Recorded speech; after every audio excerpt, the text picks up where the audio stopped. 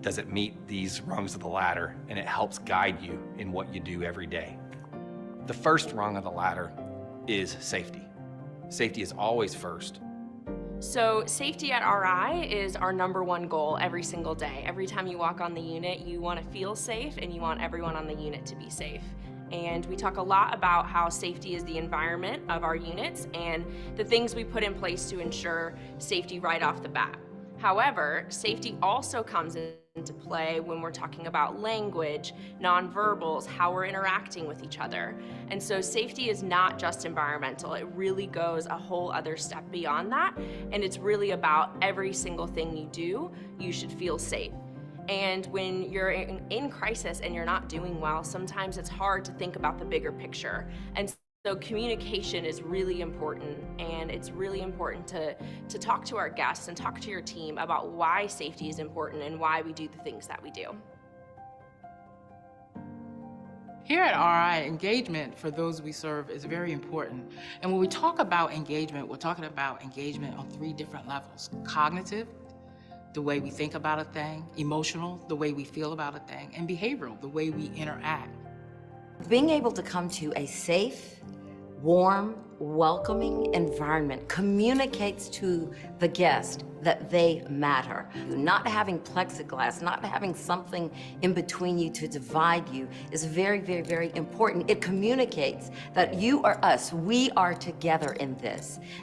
Engagement is the transportation that our treatment rides on. So having an environment that is safe, that is warm, that is welcoming, and that is inviting is important.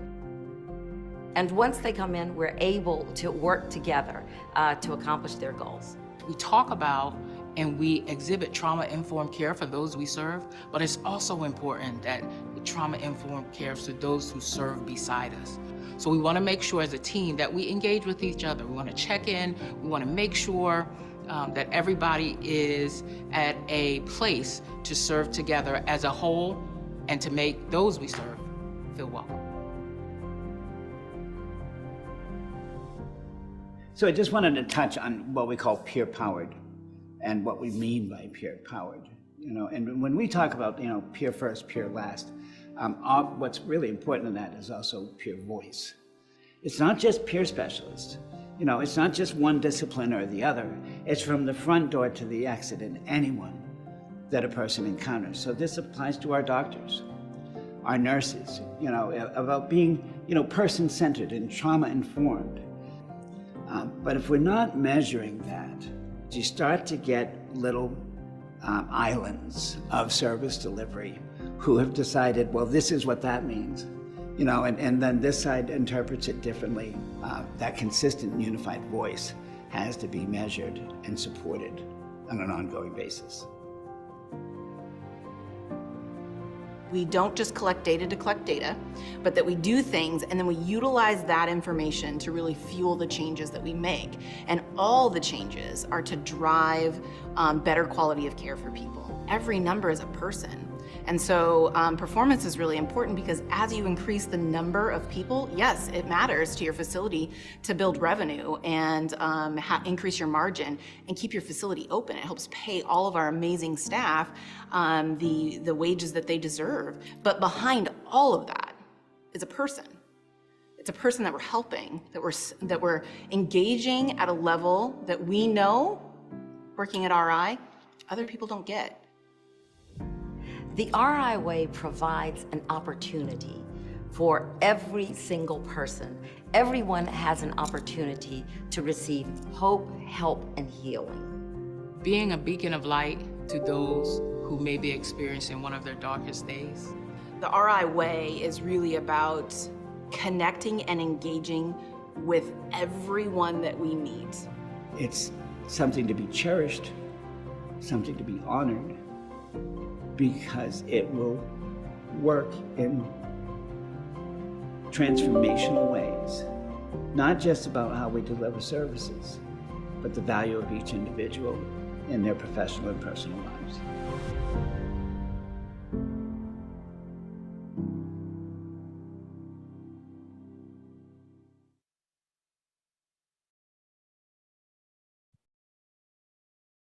Good Good morning, everybody. I have to tell you, this is always my favorite video. Every time I want to tell somebody about RI, this is the video I show. So good morning, everybody. My name is Vincent Sabino. I am also joined today by my other co-host, Sonia Dryden and Terrence Smithers. So today we are going to get you through the best part of the retreat, which we like to say is day 2. So if you haven't already, if you haven't already, please help join us all in for the best part of the retreat on day 2. Just a little housekeeping items that you may not be familiar with from yesterday. So one is we've decided not to use the chat feature to communicate, but rather the Q&A. So if you go down to the bottom button, and you see the Q&A, just click on that and you can type a question and somebody may or may not respond to you, but we will respond to you. So and again, if you see in the chat, it will have been disabled, so you will not be able to chat in that function, but you can use the Q&A. And so with that, that is, our first housekeeping item. Number 2, we hope that you'll stay with us for the whole day. We have lots of interesting topics such as the intersectionality of lived experience from the front line with Amy Pugsley and Dr. Kevin Ann Huckshorn talking about the matrix model, talking about BHL, what we do and who they are. And also a fun topic of Ask Me Anything, where we will be able to ask questions to our CEO and President, David Covington, Shannon Jaccard, Lisa St. George, Vic Armstrong, and Dr. Chuck. So we're going to have a fun day. I'm looking really fun. I'm really looking forward to this great day. But first, what I'd like to do is, if it's possible, bring on Vic Armstrong. Oh, sorry. Also wanted to make sure you also know that we also will be having drawings throughout the day. So there's going to be trivia built out throughout the whole day. So if you'd like to participate, we'd love to have you participate in some of the polls. Just if you remember yesterday, where was Doritos, or who invented Doritos? And that was always interesting. We also have some fun and interesting questions for you today. Again, you're going to get to win fabulous prizes, and so we'll be doing some of those same things today. So first, I'd like to bring on Vic Armstrong, and I think the next slide is where we're going to talk about strong talk. And if you can, I was yesterday years old when I figured out that this was a play on picture was a play on words, where you see an arm that's strong. Vic Armstrong. See? So Vic, take it over, sir. Thank you so much, Vince. And yes, we are very pleased to announce that we are going to be launching a podcast called Strong Talk. I talked a little bit about it yesterday. But the Strong Talk podcast is a platform that's designed for conversation about issues of equity and access as it pertains to mental health and substance use. And yes, it is a little bit of a play on my name, but it also, I think, really depicts the purpose of the conversations we'll have. It's a space for talking about the intersectionality of race and culture and ethnicity and sexual orientation and gender identity, in addition to living with mental health and substance use challenges. And it'll be about talk about the difference, for example, between being or that there being more to lived experience than just a person having mental health experience, but it's about being Black and living with a serious mental illness. It's about being Latino and living with intellectual disabilities or traumatic brain injury. It's about being an Indigenous person and living with a substance use disorder, or an Asian trans person struggling with an anxiety disorder exacerbated by the discrimination that often accompanies mental illness, the bigotry that's perpetrated toward trans Americans, and the increasing rates of violence against Asian Americans. It's a space for us to talk about what it would look like for us to build a more equitable system. And I think it's extremely timely now with so many of the equity issues that we are seeing come up and so many of the opportunities to address those equity issues, a big piece of that being 988. So we'll have We'll have guests on. We'll talk about things that are going on in our space, and we'll talk about some of the challenges, but we also want to use it as a space to really bring people together for tough conversations. We know that systemic racism and bias, both explicit and implicit, are multi-layered, and they seep into every crevice of society, and our mental health and substance use system are not immune to that. So we'll be talking about how we acknowledge the structural exclusion that we build into the system. And that's what we want to tackle. And that is Strong Talk. I don't know if we're able to yeah, keep so the the song. next, yeah, actually the next, you did a really nice segue. You did my job. So which is always fantastic.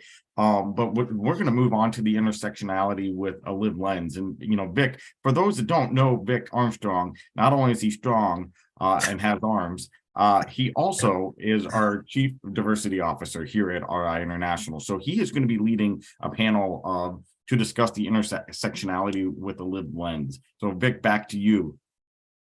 Thank you so much, Vince. So I am extremely pleased with the panel that we have with us this morning. We think we'll have a rich discussion in the few minutes we have together.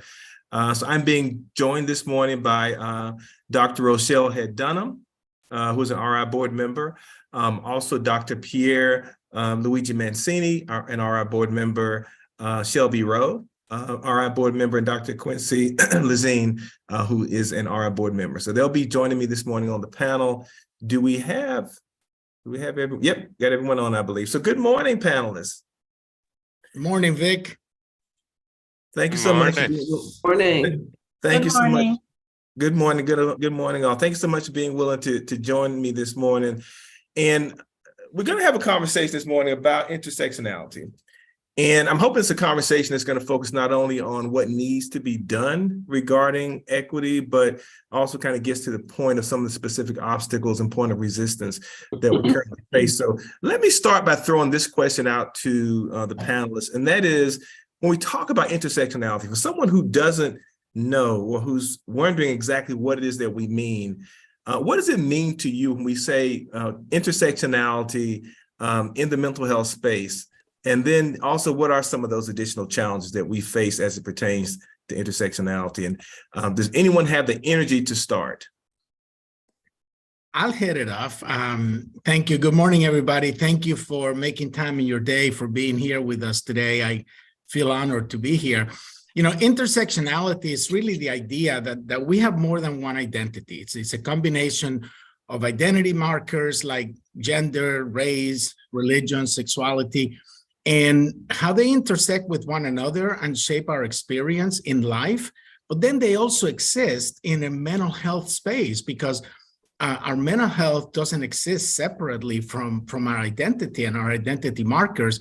So a brief example would be if someone identifies as a male and a Latino, that's a dual intersectionality. But if they go further and it's a male Latino who is an immigrant, then we're talking about triple.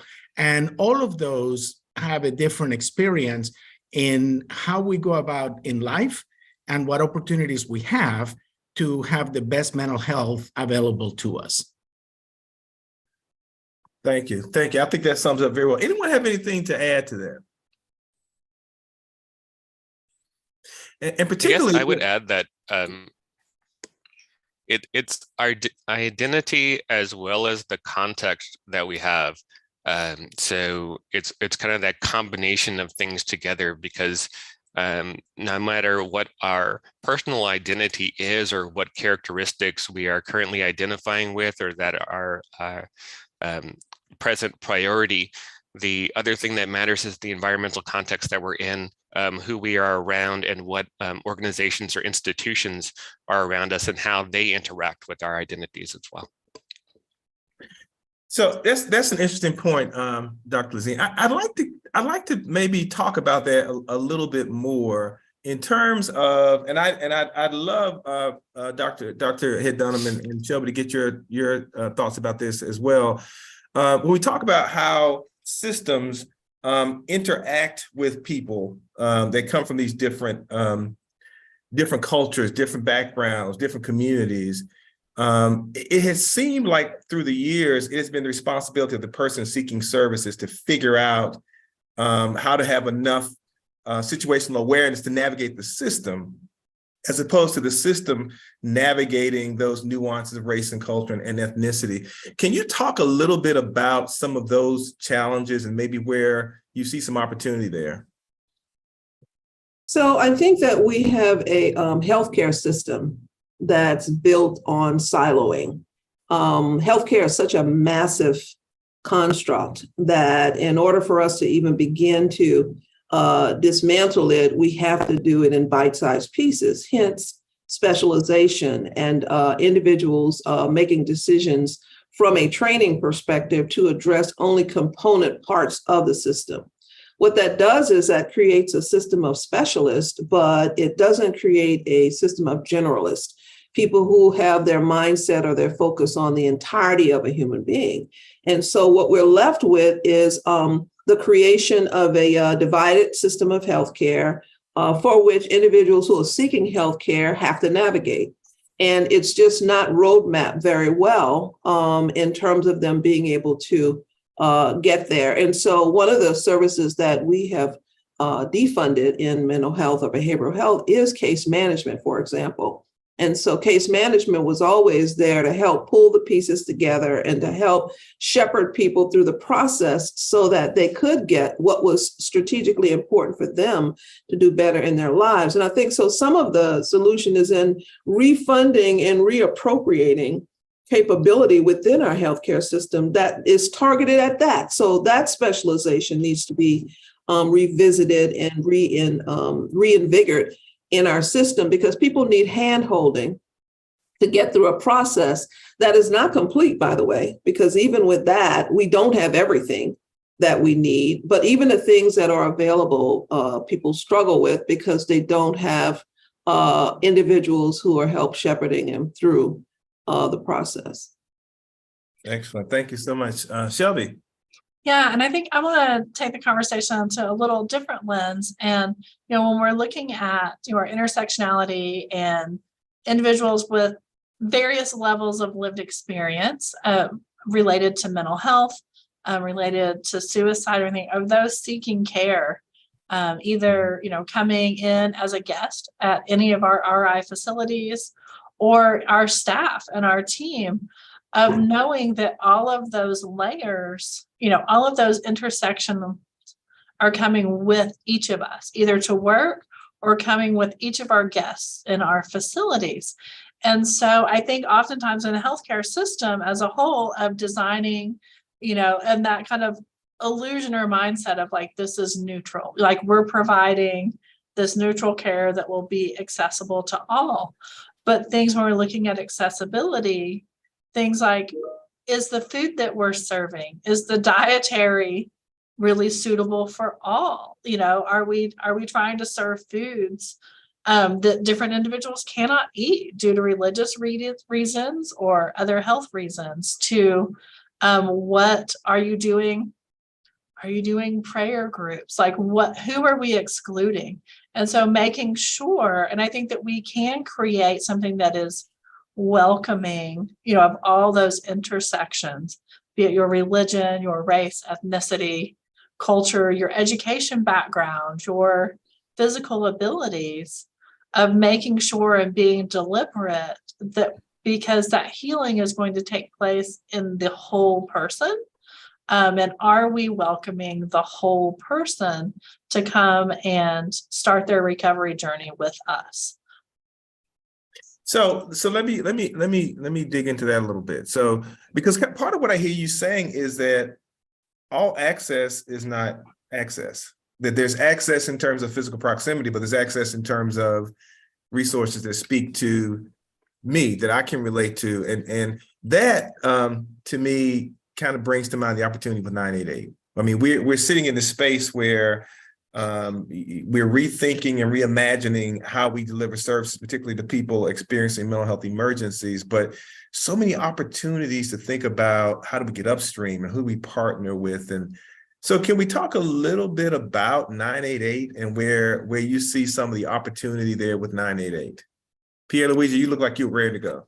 I am, and I love this because I want to hear from everybody. It's such a rich panel. I want to make one clarification, then I'll jump to 988. It's important to understand that these individual identities and markers that we're talking about is not the problem. The problem is the power systems that cause that discrimination and oppression that keeps people from having the opportunity to access services. So those systems kind of make it or don't make it available for people, and that affects health outcomes. So it's, it really needs to stress the importance of community to be able to stand up and challenge and fight those power systems and advocate for equitable systems. So bridging that to 988 is what I've been doing for the last couple of years. So we're very grateful, as many of you heard yesterday, that we have option 2 for Spanish, because the population I'm serving is not just culture, it's culture and language. And within linguistics, there are many different challenges. So we do have option 2, but in some states, they don't have the ability to answer in Spanish. So they're routed to other states that have kind of systems to help someone. Now that's great because someone can have some contact, but if you're answering the call in another state and you're not familiar where the caller is calling from, it may be difficult to guide that person as to the community and that environment where they're actually living, and for the person answering the phone to understand some of those nuances that are extremely important. Mm-hmm. And the question I brought up yesterday is the text and the chat in Spanish. So that was left out of the original launch, and you heard is being used in limited spaces. And my fear is that, we're using artificial intelligence, we're using Google Translate, and yes, those have made a great improvement, but none of that can truly translate emotion. So they may be able to help with the words, but words make a huge difference. In some languages, there are no words for mental health. And in Spanish, for example, if someone writes or wants to translate that the caller said, I'm just feeling blue, or I'm feeling down, that will translate as the color blue, and feeling like, you're down, like you fell. So those nuances need to really play a role as we address not just culture, but language in the wonderful, wonderful space that 988 has brought to millions of people. Yeah, it does raise another question, though, that I'd like to pose to the panel. And that is, because Pierluigi, what you bring up some very salient points there about, once you reach that point of help, then you want help that speaks to you and that you can understand and relate to. But there's another challenge, and that is people who won't seek that help because they don't trust that help. And so that's a whole other issue. So I'd love to hear your thoughts on how we create, and again, using 988 as a backdrop, how do we create a system that is welcoming to people that are experiencing mental health emergencies, as opposed to people not accessing the service and still ending up with their traditional law enforcement response, because that's what's called as a last resort. I think 988, its mission and vision is to be for all Americans in crisis. And I really think, 5 years from now, we're going to be a lot closer to that. But I think if we don't keep that as our goal, we're never going to make it. And so I think on that of knowing, yes, this is the goal, that 988 is for all Americans. Logistically, there's still a lot of work to be done. We look at different communities, you said, in different areas of the country, that are passing some pretty harsh anti-trans bills. Mm-hmm. If you are a teenage trans person of color in one of these states, calling 988 could really bring some harsh consequences to you and your family. That doesn't mean we can't strive to keep making it a safe place for anyone to call. Because, just like, the National Suicide Prevention Lifeline has done for a few decades of, on 988, they're very good at helping and de-escalating and taking care of that caller 90% of the time.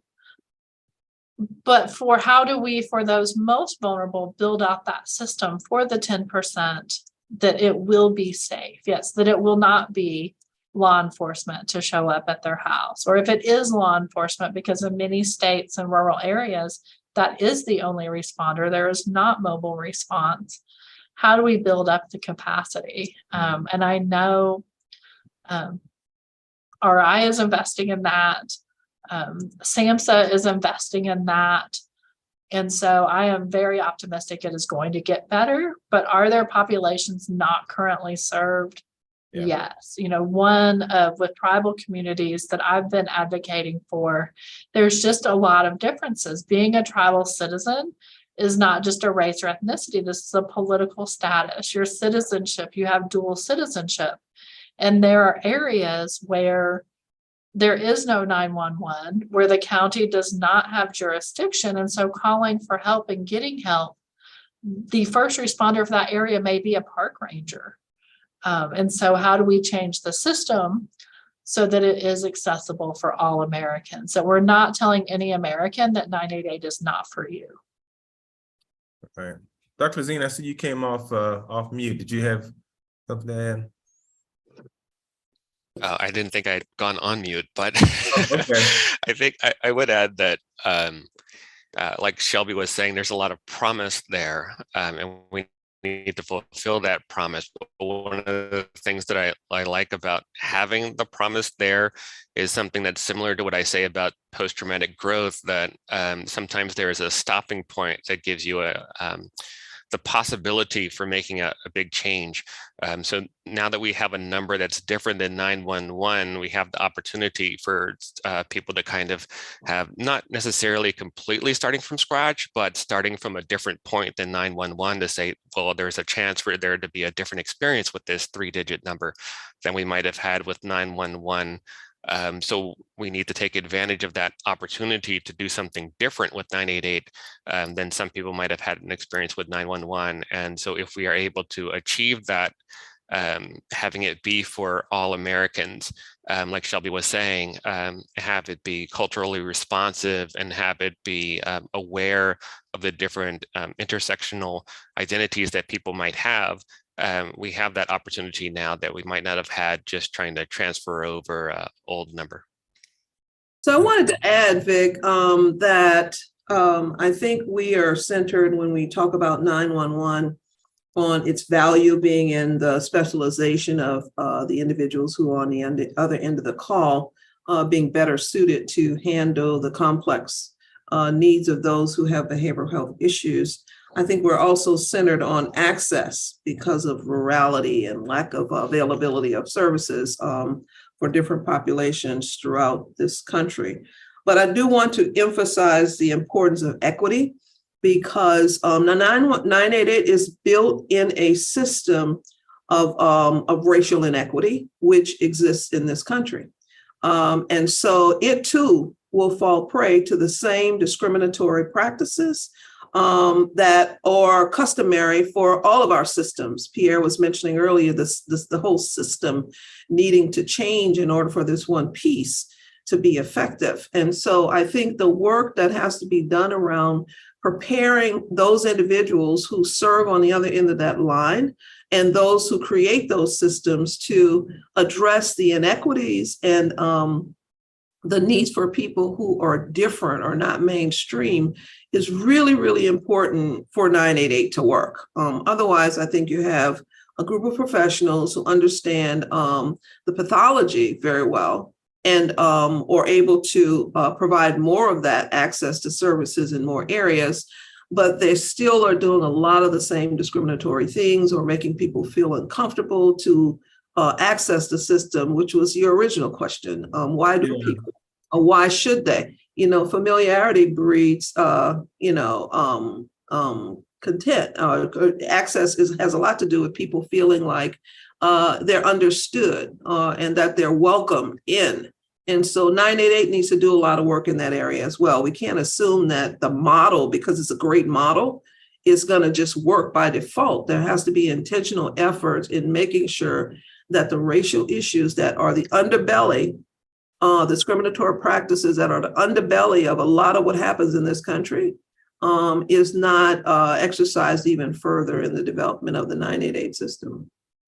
And let me add to that, Vic, before you go somewhere else. It is also an opportunity because, like Dr. Head-Dunham said, it's an opportunity for us to change the narrative. So we can use the launching of 988 to proceed with creating the appropriate training, the appropriate recruitment, the appropriate retention of the individuals that are going to be answering the phone, and focusing on those groups that will be calling that many people have not been trained on. For example, the trans community is in desperate need of help, and very few people are really trained on not only how to use the proper terminology, but to understand what are the issues that they're really struggling with. So when someone calls and identifies as a transgender male or a transgender female, that they know, okay, I'm dealing with certain specific things. Same things with Latinx community, African American, people from the islands, all of those issues. So we have an opportunity to create this workforce that is truly competent, not just the 2-hour training, but the ongoing continuing to grow and develop so they can properly serve. And the key to that, and I'll quote my friend, Dr. Daniel Dawes, on the political determinants of health, is because community needs to stand up, and community needs to advocate, and community needs to not only find its voice, but use that voice to move this forward. Does that put the burden on the historically marginalized to do the work, as opposed to those systems of power making the change? Or are you talking about a kind of a combination of the two? Well, I think that history shows it is the communities that are marginalized that end up creating change through personal sacrifice. People have to stand up and put themselves out there. And a lot of times they get hurt doing that, emotionally, physically. But it is those communities that historically have created change. I don't think we're going to have, magic, someone show up and fix it. I think that is the marginalized communities, the oppressed communities that, historically have had to stand up and have had to have the heroes stand up and kind of take that pressure to make sure that these things are set in the proper places to manifest change. But this is a lot. I think that's a lot of expectation, though, to placed on the least powerful in this system of this whole construct. I think there has to be community rallying for its own cause to push the energy further along, but that door has to be open at a higher level of power than the community. And we all know that there's a very, very small percentage of people who control what's happening in this world. And it's at that level that I think there has to be loosening up, and there has to be a call to prioritizing people who are less empowered. So I don't think you can have it with one without the other. I think both have to happen. The community, I think, moves the energy and pushes the energy and the cause, but they can't open the door. Somebody else has to open the door for them. And I think when we're looking at barriers to access, yes, historically, I think Pierluigi is right. But another one, is this too great of a burden to ask for someone who's already in distress and seeking care? At that point, we should be able to allow them to put down that advocacy hat and come as a human being to get care, and building systems with that cultural humility that everyone that comes in, we're not assuming all of these other identities. We're saying, introduce yourself to us. Who are you? What do you need? How can we help foster your healing? And I think if we can create systems that allow that everyone seeking care, that they are defining, asking everyone, what are your pronouns? What is your background? What is important to you? What are your dietary needs? What are your spiritual needs? How do we help you heal? If we're asking everyone, we're going to be inclusive of so many more than if we're assuming, here's our system, here's how it's built, Now you've got to shape yourself to fit our system, because for some, that burden, especially for our trans brothers and sisters and siblings, is they're dying. They are not getting, far too many are being sacrificed. The suicide attempt rate at 40%. And we need to help. We need to do our part as leaders to help build those systems, to help take care of them so they can survive long enough to help change the system like us, but not putting all that burden on those that are at their most vulnerable state. And I didn't mean for them to do that while they're in crisis. I mean people like us, people that are invited often to spaces where we have an opportunity to use our voice. Thank you. This is such a rich conversation. This is definitely a conversation we'll have to continue on the Strong Talk podcast. But I did love, Shelby, your point about how do I help you heal? Because I think that has been part of our struggle, is that we have not even recognized the fact that part of what people are healing from is the damage that's been caused by our system. But thank you all so much. This has been a really rich discussion. I think one of the things that's very clear is that this is a discussion that we need to continue on a different format. And so I thank you all so much for your expertise, but also for you're willing to be vulnerable and talk about some of the challenges that we all face. So thank you so much to my panelists. And I will turn it back over to our host, Vincent Sabino. And Dr. Mancini, I do apologize when I refer to Dr. Head-Dunham and Dr. Lézine, and I call you Pierluigi. I just love saying Pierluigi. So no worries, Vic. Thank you. Thank you. All right. Thank you, Vic. And thank you all for your participation in the intersectionality from a lived lens. This was a fantastic way to open up our morning. So I also now want to kind of shift to the front lines. And I first want to introduce our next panelist, Dr. Kevin Ann Huckshorn. She's the executive vice president of the Northeast region. And so she also refers to herself as my boss, my supervisor. So if you ever have a complaint about Vincent Sabino, Dr. Kevin Ann Huckshorn is your lady.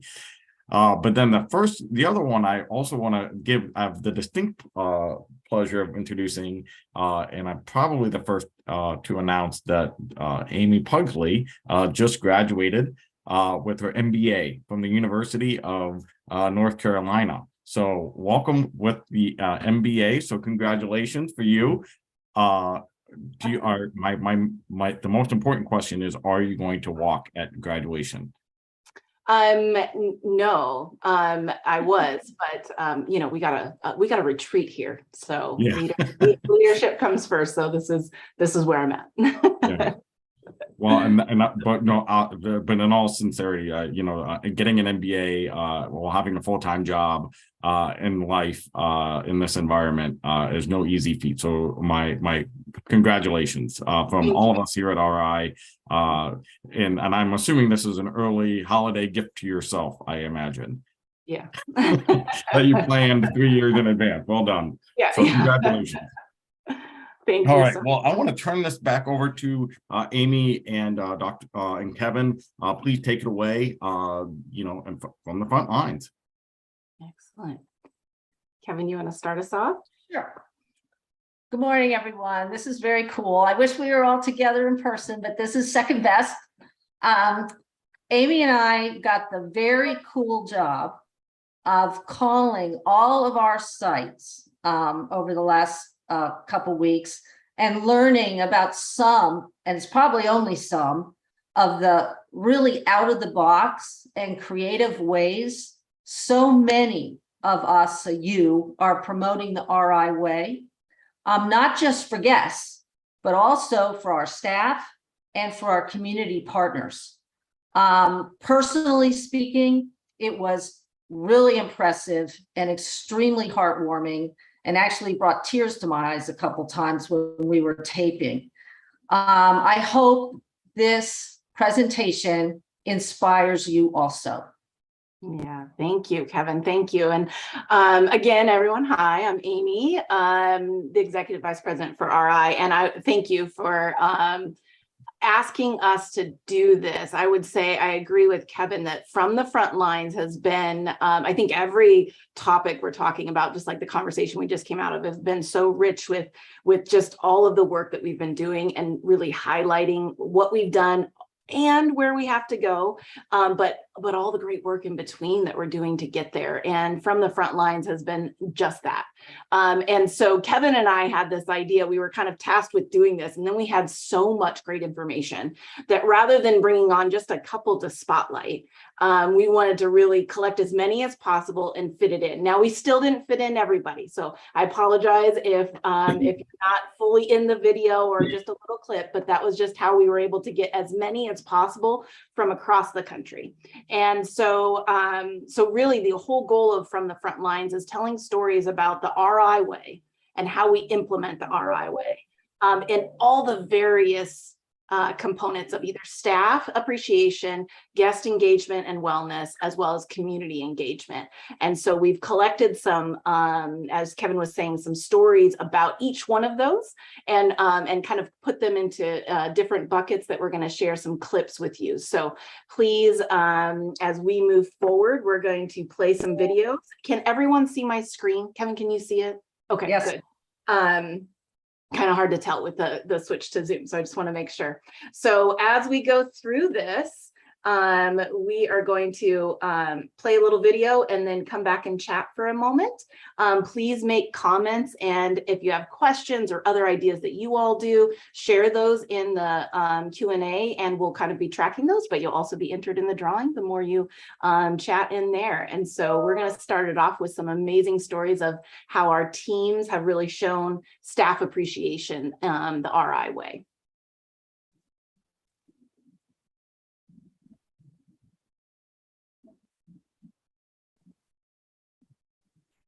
Well, I wanted to tell you just the story of two extraordinary shift supervisors at the Bridge Center for Hope.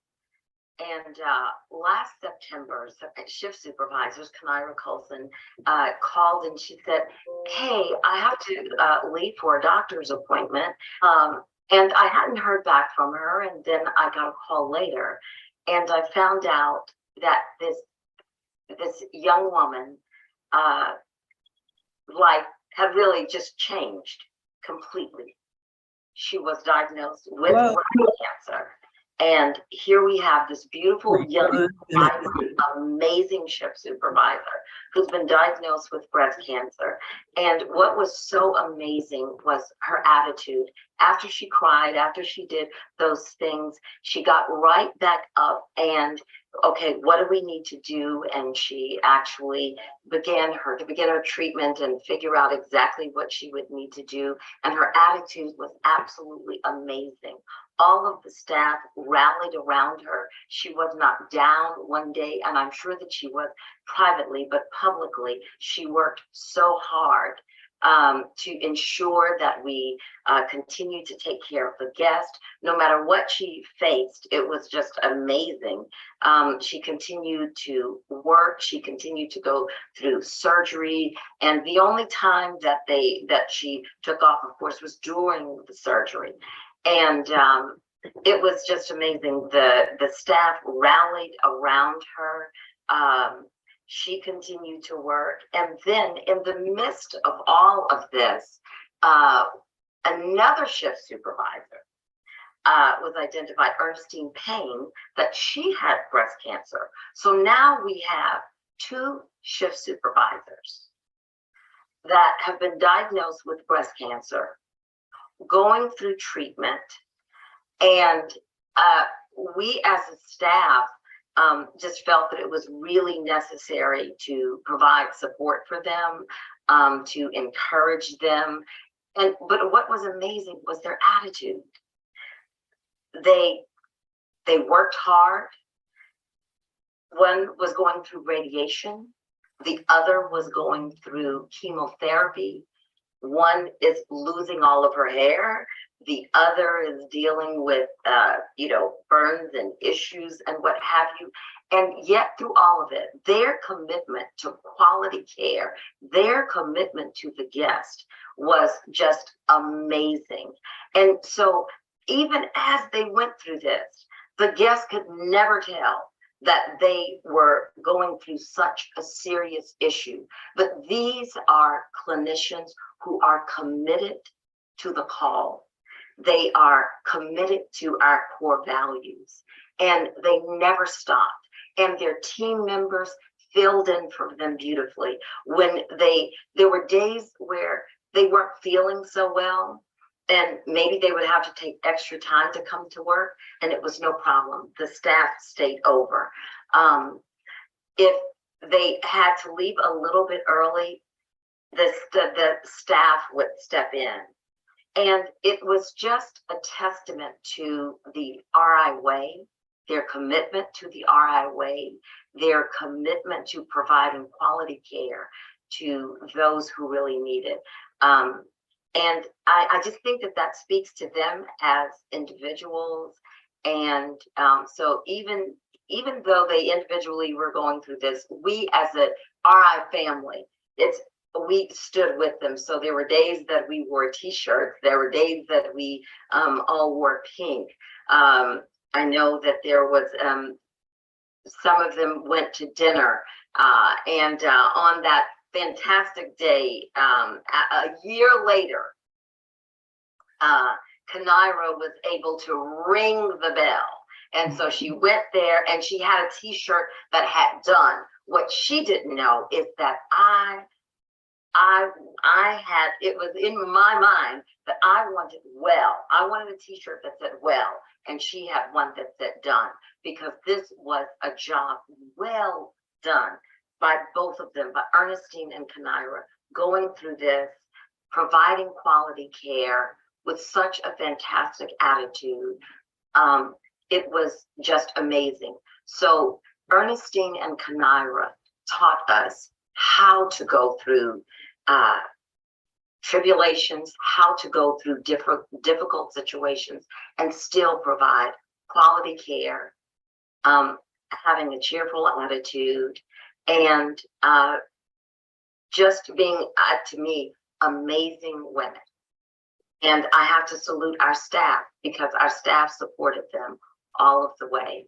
And our staff were just committed to their care and committed to the cause. And so now, even through this, it has heightened our awareness of breast cancer and just providing quality care, not only to the individuals and the guests that we serve, but to our staff members. So providing and utilizing the RI way for our staff and our guests was basically our charge. And I'm just proud to say that both of them are cancer-free, continuing to provide amazing care because of their commitment to the work that we do. So going through this experience with our staff members, with Kanaira and Ernestine, and they're representative of so many of our staff who go through things, it provided an opportunity for us to honor them and honor their experience. And I think that we should do that. We should honor the experiences that people go through, that our staff members go through. In Peoria, we've been working on opportunities that we have to show our appreciation to our staff. And one of the ways that we felt that we could do that would be to provide monthly meals to our staff who are working hard over the weekend. And so we have started, our kitchen staff has started providing meals to our staff once a month. And so they serve the same meals that they serve to our guests once a month to our staff. And they do so on the weekends, on a Saturday or Sunday. And it just gives an opportunity for our staff to share a meal together, to come together and have some time to get to know each other. And something that we're also looking at is an opportunity in the future for our management we're looking at we would like to come in and have an opportunity for us to come and serve our staff. We think that would be a great opportunity to come and spend some time with our staff and do that as well. we always are listening to ideas for meals they would like, or opportunity that we could just show our appreciation for all the hard work that they do. We're a 24-hour facility, 7 days a week, and we know that it's always nice to get a nice warm meal. Have a U-Rock board and a birthday board. And all of this kind of came out of a desire to celebrate each other in some ways that we can see every day. And so it's been in the works for a little bit, but we finally got our boards up. We're really big on birthdays around here. That's true. Michael just had a birthday. We get together and we eat and we do cake. We try to recognize everyone's, but sometimes without the birthday board, sometimes somebody may get overlooked. So we don't know, we don't always know if it's their birthday. So it's going to help kind of keep up with, although some people like more attention than others, but but we're really big. We try to celebrate each other. We work together for 12 hours a day. So, I think it's important to recognize, that special day for everyone. Yeah. And the U-Rock board does the same thing, kind of. Yeah, exactly. It's important for your peers, to get recognition from your peers and stuff like that. We work in a field with a lot of negativity, and it's easy to get fixated on that. And a reminder of the good work you do and being recognized by other people you work with it's a good feeling. So. Yeah, I definitely think that's really important. Hello, RI. My name is Alan Garibo. I'm the program supervisor for outpatient services in Washington State. Our project is a group notes project. Hi, I'm Sarah Sage, and I facilitated this process at RI Outpatient. I've led it before in a variety of settings, predominantly in the education setting. It started with a sample list of about 50 different group norms that I just, everybody got the same amount of stickers and got to pick. Now they have to take it down to 6, their top 6 norms. From there, after everyone had gotten a chance to vote, and even offsite people who predominantly work on telehealth, I sent pictures of all of this to them and gave them the opportunity to vote. I think one person even came in just to have the chance to vote in person, which was really fun. And those ones compiled into the top 6. And just because graphic design is a hobby and it's fun for me, I designed a poster that we're going to hang up in our staff room. So hopefully throughout this process, we were discussing what things were important to us. We were discussing what we were willing to do, not willing to do. And that led to some really great conversations and people processing, what is most important to me in my work environment. And it got the staff able to contribute their ideas and what's important to them as the predominant culture for our group here at RI Outpatient in Puyallup. So the end goal of this project is to integrate these group norms as part of our work culture. And what was key to the whole group was that everybody feels heard and valued as a team member, such that we work cohesively and build collegiality and make sure that everybody's input towards team objectives are met.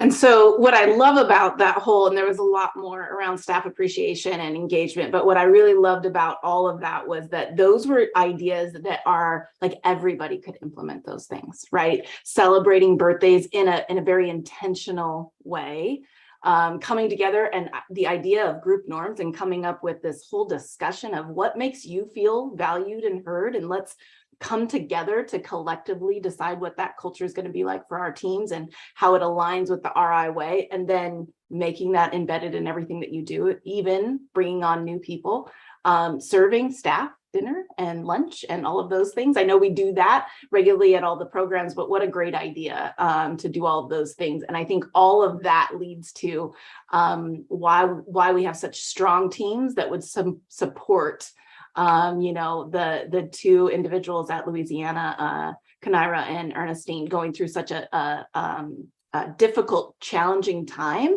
but doing so with such grace and compassion, and being able to remain dedicated in their own way, as well as having a team around them to support them. So I just love the stories. And Kevin, I think you would agree, those were just some powerful ones that we had heard out of the midst of all of them that we heard.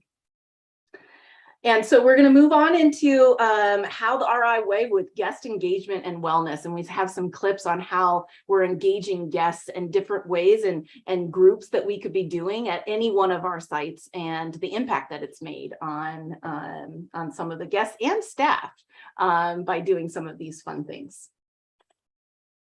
Oops, I went backwards. Breast cancer.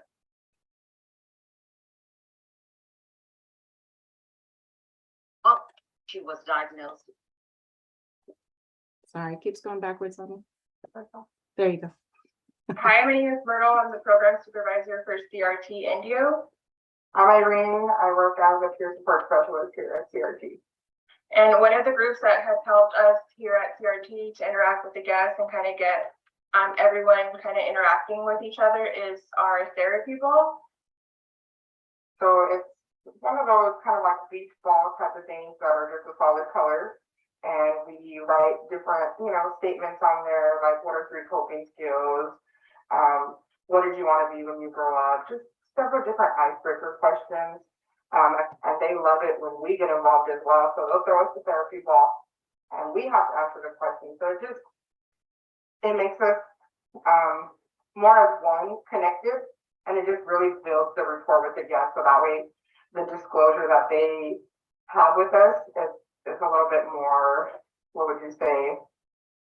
Like it's a better bond between us, like peer to peer, rather than just having the guest be the guest and our worker. We're a little bit more involved that way.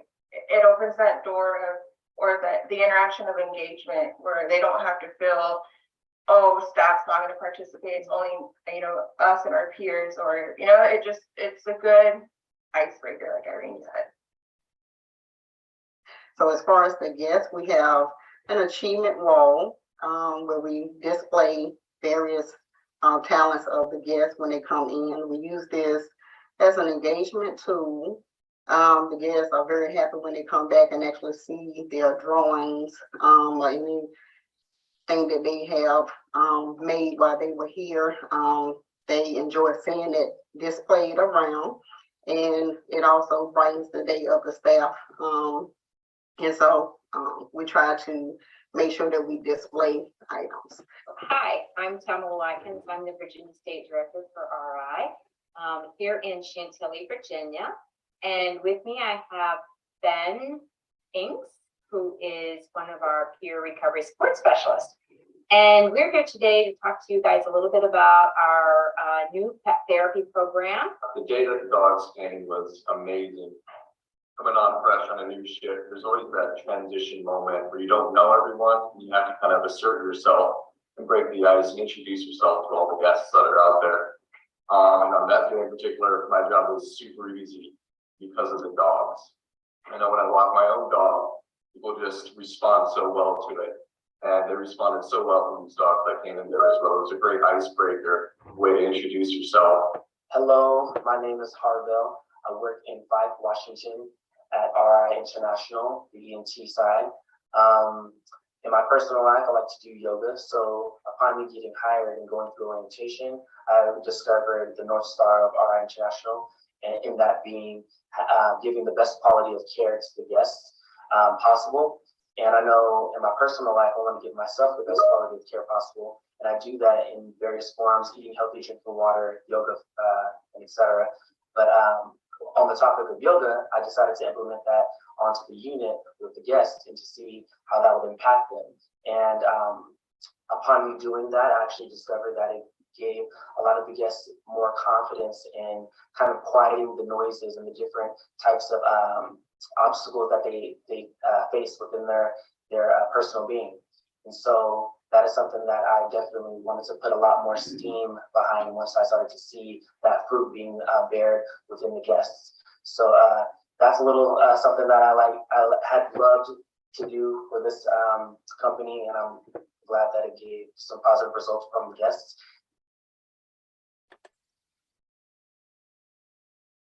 And that guest engagement, as you guys can see, so many of those are just easy to be able to. Now, the pet therapy might take a little bit more coordination around all of that, but so many of those things are very easy to adapt and be able to make work within your programs. And I will say the ENT, when I'm up there and they do this yoga every day, but the guests love rolling out the mats and doing this with them. So it's a really great interaction and guest engagement tool that opens up some new conversation and dialogue. And you can also, for sure, when you do yoga, you can also do chair yoga. My 94-year-old mother does chair yoga. And so for people that aren't that flexible, they don't necessarily have to get down on the mat. And I just loved the therapy ball. In all my years, I've never heard of that. And that would be very inexpensive and so important to implement. And then just the artwork on the walls, all of the folks, the guests that we see, so many of them are so artistically talented. And so being able to post those kinds of pictures on the walls for everyone to see, I've seen people in many programs do that across the states. And it's really powerful for people to get acknowledgement of their talent and their own personal work. And just a note about the dog therapy, it can be a little bit complicated, but most states have really lifted regulations on these kinds of things, looking at canine therapy and animal therapy and support therapy through canines as a really critical piece. So it is definitely doable. The entire state of Massachusetts now has live-in staff dogs on every single child, adolescent, inpatient and outpatient residential service. And if they can do it, we can do it, because, state government is a lot more bureaucratic than we are. So I really would shout out to do that if we can. Yeah, absolutely. And just a little side note on there is that this has come up before in the past and all of that, and we figured out how to make that work. So questions and thoughts, definitely connect with Virginia around that, but check in with QC, because that's who's going to help you with all the regulatory stuff around your particular state and what we can and can't do. And they're always happy to help, as you guys know. So to check in with them if that's an option that you guys want to look into a little bit more. So. And now, Kevin, we're going to move into the community engagement. And so one of the things as we've been implementing the RI way, it really focused a lot on in the beginning, the RI way with our guests. And then that kind of expanded into, we should treat each other just as well as we are treating our guests. And then this idea of how do we do the RI way in community engagement. And so there's some clips here that Kevin and I had the honor of meeting with some people of how some really great programs that they're connecting with the community on. And there's a lot more out there. We couldn't fit them all in. So more to come from the Frontlines in the future, but here's just a few of them. Hi, my name is Desiree Johnson, and I am the office manager here at Dick's Crisis Intervention Center in Jacksonville, North Carolina. And I'm Corey. I'm the discharge coordinator at Dick's Crisis. So we want to tell you a little bit about our wellness wardrobe that we have here.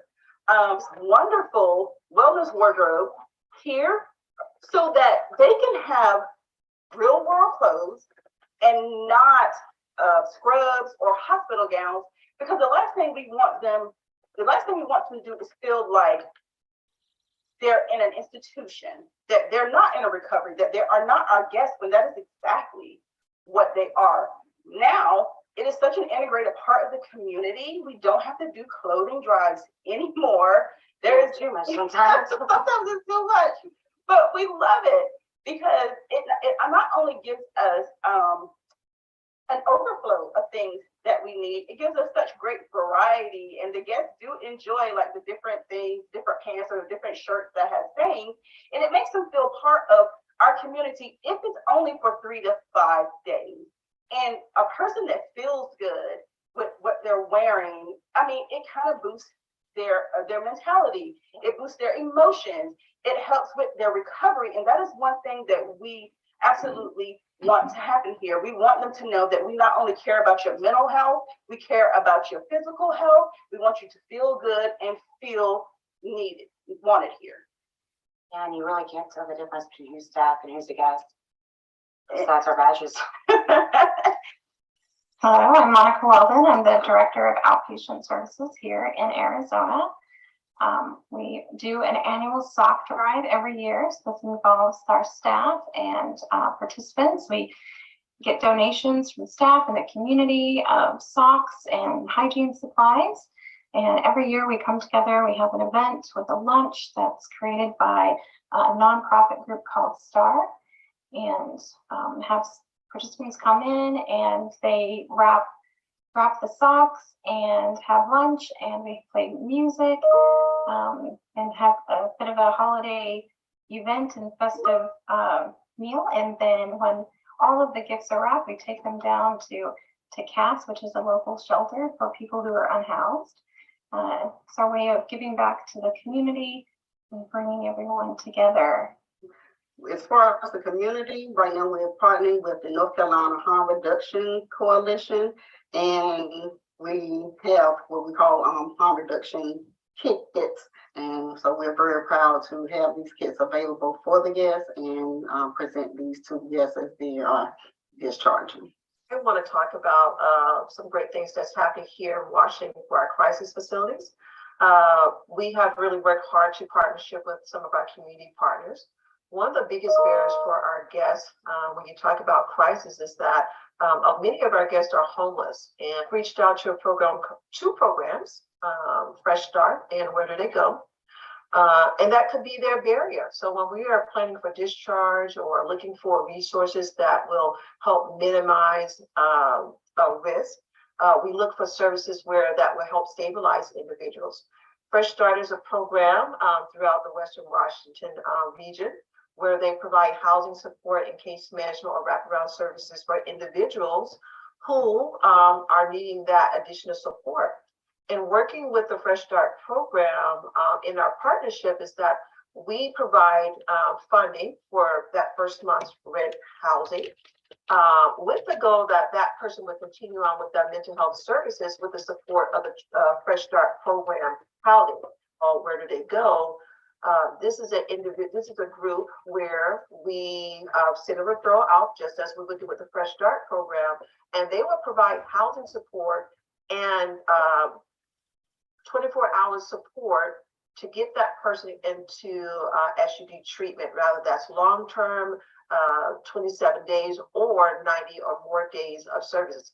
When that person completes their treatment, they also have a place to come back to, and that Where Do They Go Foundation will continue to support them to help them with those wraparound supports or continue with outpatient services.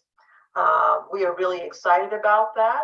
Hi everyone, my name is Stephanie. I am the program supervisor for Art Indio. One of the really great things that we have going on for our guests right now is we actually have a collaboration with DAP Health in Indio where they come in once a month and they provide sex education for all of our guests. So they come in, they talk about STDs, they talk about HIV, safe sex. They also come in and do STI testing for all of our guests once a month. I think this is extremely beneficial for all of our guests because it opens up the door to have kind of those little harder conversations around maybe past challenges or past experiences when it comes to that topic of sex education, our interaction. And so all of our guests actually really enjoy having that group once a month. They get to learn a lot. They're always so proud of themselves, and they come and share it with staff as well. Like, my name is Alicia Lewis, and I'm the office manager for Henderson, North Carolina. And my name is Sandy Cowan, and I am the shift supervisor for our First Hope site. So what we have done so far as marketing techniques is we have included swag bags. Our swag bag is an RI bag where we included highlighters, chapstick, pens, a cute little RI button, and a stress release toy. And in our hygiene bags were included, we had deodorant, soap, toothpaste, and toothbrushes. We pass those out to the community. Well, when we're out in the community, there is such a need for some of our members out there. A lot of them don't know where we are and that we are even existing. Some of our members did not know, some of our community members do not know what we do. They may know that we're present, but they don't understand that we're here to assist them when they're in crisis and when they need to be stabilized. A lot of times families do not know where to go. So we go out into the community as a reminder to let them know that, hey, you don't have to go to the hospital. Come to see us. We're here to say yes. We're here to help you. We will support you and your family. And these swag bags and the hygiene bags just helps them to remind them of us. All right, team. So I know we went just a little bit over. I apologize, but Kevin and I really wanted to get in as many as we could of those, so you guys could all hear from all of your colleagues of all the wonderful work that's being done. And that, you know, this is the RI way, right? Is making sure that we're doing the RI way in everything we do, how we interact with each other, how we engage with our guests, and how we collaborate and engage with the community so that we can really raise the bar for serving everyone, which is our mission. So look for more from the front lines. We hope to be able to, I think, do like clips and videos, individualized stories that come out in little clips to the company ongoing. And so there'll probably be more around from the front lines. Thanks so much, everyone. Thank you, Amy and Kevin. This was, I have to say, I really enjoyed seeing all the different people throughout the country. One of the things that, as you may be on your unit and you may feel like you're just the only one in the world doing this work, realizing that there is a larger family. As Natasha said yesterday, we're a big, large family, and you got family all across the country. And so this is just to see everybody and to see what they're doing. It's just really neat and special. So thank you for taking the time out of your busy MBA schedule to put this together. This was meaningful to me. So now we're going to move on. Vince, can I just say one real quick thing? Sure. Just like 10 seconds. One, thank you, Kevin, so much for all of the work that we were. This was a lot of fun for her and I to go through all of these together. But Rin, y'all know Rin, she's behind the scenes, but I could not let us go past without saying we could not have done this without Rin. She is absolutely amazing and has skills like you wouldn't believe. So one, if you ever need to make a video, go to Rin. And two, thank you so much, Rin. We couldn't have done it. Yes, Rin, thank you. Bless you. And Thanks, one of the, I appreciate you calling that out, because as I tell people, not only does RI do a great job of doing crisis care services all across the country, we can also make a pretty cool video. So this is just outstanding. So well done. So the next thing we want to talk about is the matrix model. For those that are not familiar, this is not a part of a movie. This is actually a model that we're using throughout the country. So I'm going to introduce Dr. Mike Riddle and April Halloran to kind of talk us about what is it and what have we learned so far. So Dr. Riddle, April, please take it away.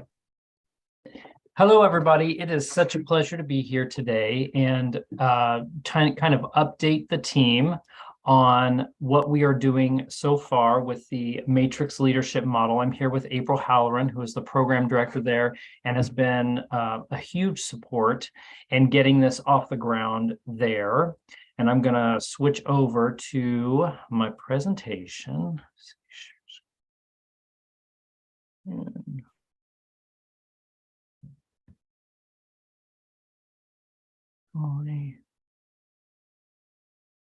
I'm not really sure about all these options. Let's see.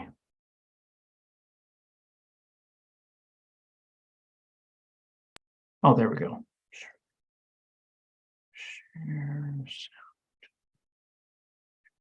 All right. So I hope everybody can see my screen. So first off, we're going to review the whys. of the matrix leadership model. Then we'll talk a little bit about the successes that we've had at the Peoria campus with implementing, the challenges or the whammies that we've had with implementing the matrix leadership model. And then we're going to talk about some of the successes.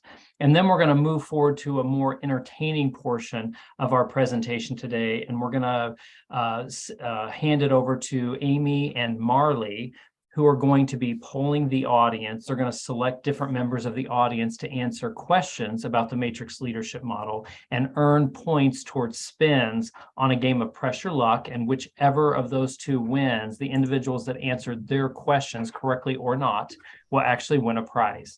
So with that being said, we'll go ahead and get started and talk about the whys. So again, a big portion of the matrix leadership model concept is to generate interdisciplinary participation. So it's to bring subject matter experts from all different fields to the table to bring the expertise that they have to offer to some of the decision making. And what it does when you do that is it really generates positive outcomes because everybody's at the table.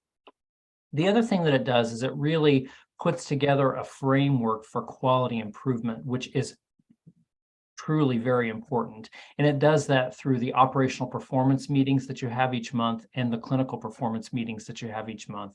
So as you have those meetings, you bring your subject matter experts, interdisciplinary again, to the table to review cases or performance measures and say, hey, what's going well, what's not going well, dissect situations and talk about things you could have done differently, press all that information down toward the floor staff so that we continue to promote better and better outcomes for the individuals that we serve. And then finally, what it really does a good job at as well is strengthen communication and collaboration amongst everyone. So under the matrix leadership model, there are daily floor huddles. Again, those are interdisciplinary, where all different members of the team come together and talk about all the guests that we have on a particular unit, talk about what the plan is, what we've learned over the last 24 hours or so, and what we plan to do today for the guest to continue to promote the recovery. And we also have a daily interdisciplinary leadership huddle where we get together first thing in the morning and everybody talks about what kind of successes we've had the day prior, if there's anything everyone needs to know, important messages, training. We speak about changes that it's important to train some of our floor staff on, et cetera, et cetera. And that, of course, those are the easy pieces. So the difficult piece is always the quality improvement piece. And I'm going to hand it over to April Halloran to talk a little bit about some of the whammies we've had with the matrix leadership model. Thank you, Dr. Mike. Well, 2 of the monthly meetings we have with our matrix leaders are the operational performance meeting and the clinical performance meeting. We are longitudinally tracking data, which is our KPIs, key performance indicators, to identify problem areas or opportunities to improve our practice and provide best outcomes for our guests. We also use a dashboard, which is a visual display of our data so our team can see our trends and identify inefficiencies in our practices. So some of the challenges have been with our manual reporting structure. The data we collect is from various reports. It has inconsistent and sometimes missing data. Our data is slow. We get it once a month and it's not in real time. We also don't have lagging data or longitudinal data that's consistent from report to report. Dr. Mike spends several hours a month manually retrieving data from all these various reports, and then he has to manually input this data into our dashboard. This process isn't efficient, and our ability to implement operational performance meetings at other facilities is going to be difficult and challenging because you all don't have Dr. Mike there. We hope that next year we'll have an automated data and reporting structure that will allow us to track more KPIs so we can become more efficient with our time and eliminate data entry errors so we can focus on more value-added activities that enhances our practices and drives better outcomes. Some of the challenges that we have in our clinical performance meeting is data reporting. Our culture has been staff don't like to report incidences in fear of getting in trouble. And they also say they don't have time. Reporting incidences can be cumbersome and confusing, but what has happened is we underreport. And so again, we're missing data and it's inaccurate. A good example of this is I've been here at the RRC in Peoria for a little over a year, and we haven't had any med errors or near misses. This is highly unusual, and we know this isn't accurate. So as a leadership team, we continue to promote a culture of safety and the importance of reporting incidences, which is fundamental to incident prevention. These are the main challenges that we have had, but we continue to look at innovative ways and data collection, reporting outcomes, and cloning Dr. Mike. So I'm going to hand it back to you, Dr. Mike, to talk about our successes. Thanks, April. So real quickly, before we get into the question session with the participants and Marley and Amy, I will say one of the biggest successes has been the sense of support that the floor and leadership staff are reporting with this model. And I heard a lot about that in our southeastern states from Dr. Chuck, where they've really just kind of taken off running with the daily shift huddles and the daily leadership huddles and choosing subject matter experts, and as well as implementing the clinical performance meeting. The operational performance meeting, as April mentioned, continues to be a struggle, but the support that everyone feels with the other elements should not be understated. And then despite some of the challenges with the operational performance, I will say we do have this off and running in Peoria, even though it's a struggle and it's a bit clunky. And I do want to show some successes that we've had with this that's very clear in data and easy to demonstrate to the staff so that they can see that we are winning this battle and we are providing the absolute best care that we can to our guests despite our daily struggles. So these top two graphs, this is our door-to-doc time and our community disposition rate. These I worked with Amber Lynn on using our operational performance dashboard because, again, we had a really long door-to-doctor time and we had a fairly low discharge to community compared to what we would expect at Recovery Innovations, which is at 70%. And so we made some changes to the way the providers were scheduled, and very quickly what we found when we did that change was that our door-to-doctor time plummeted to 4 hours, which is wonderful. So we're getting people seen quickly, and that's particularly important in a setting like retreat where your average length of stay is only 24 hours. You really do not have the time to delay and not see someone until it's very close to the time that they're discharged. And when we did that, we also accompanied that with training to the providers, reporting data to the providers during the monthly meeting, and reminding everyone of the importance of community discharge, if at all possible. And what we saw with that effort in 2022 is that gradually our number of individuals we were able to discharge to the community without needing a higher level of care went up and almost reached 70% in the month of September. And that continues to be a work in progress. But we are clearly, per this data, seeing progress. And we wouldn't know that if we weren't looking at the data in a longitudinal fashion month after month and continuing the work that we're doing. So those are two big successes. And then finally, at the Peoria campus, we started noticing in 2022, over time in Operational Performance Committee, we were gradually upticking in our restrictive interventions, which is simply not okay.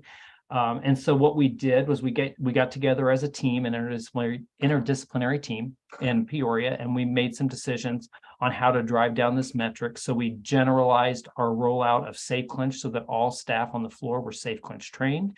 We also pushed hard on UCARU. April has spearheaded a commitment to care initiative, which I think made a difference.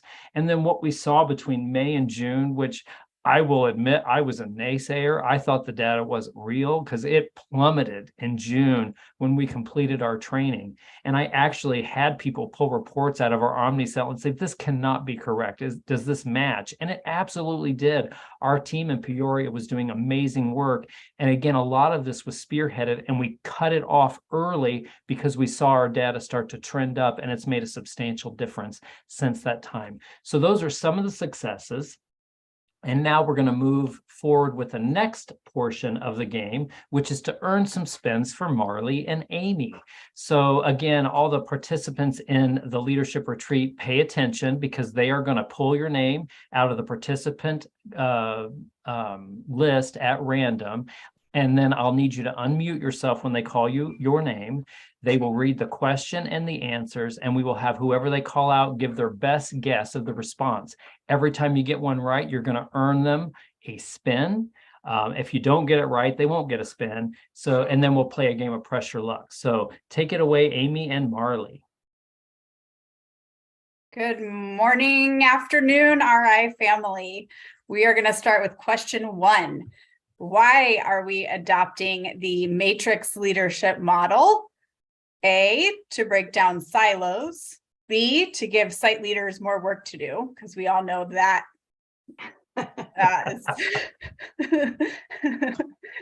Yeah, we all need more work, right? No. C, to identify problematic performance and issue PIPs or performance plans to employees. Yikes. D, to help facilitate quality improvement projects. Or E, letters A and D. So let's see. I have a long list of 141 participants. This is like class where you're praying that you don't get called on, and I can't see anyone's face to know. So pay attention, people. Yes. I wonder if we could try raise hands. I don't know. I don't know. So just pick somebody, Marley. Yeah. There we go. We have a few hands raised. Oh, I can't see them. Oh, panelists. So Sonia, Vic, and Terrence. Can we pick panelists? I don't know. What about Sarah Ramirez? Let me see. And Sarah will need to unmute. Hello. Hi, Sarah. What's your final answer? I'm going to say E. And that is correct. Congratulations. You earned a spin. Great job, Marley. Sarah. And Marley, do try your best to give the folks in the individual facilities the chance to answer, because they're the ones that get the prize if you win. Yes. So number 2 for Amy. All right. Question 2. What does KPI stand for? Is it karaoke plus inebriation? Is it key performance indicator, key practice initiative, or key performance initiative? And let's see, I'm going to go with Nathana. Are you out there?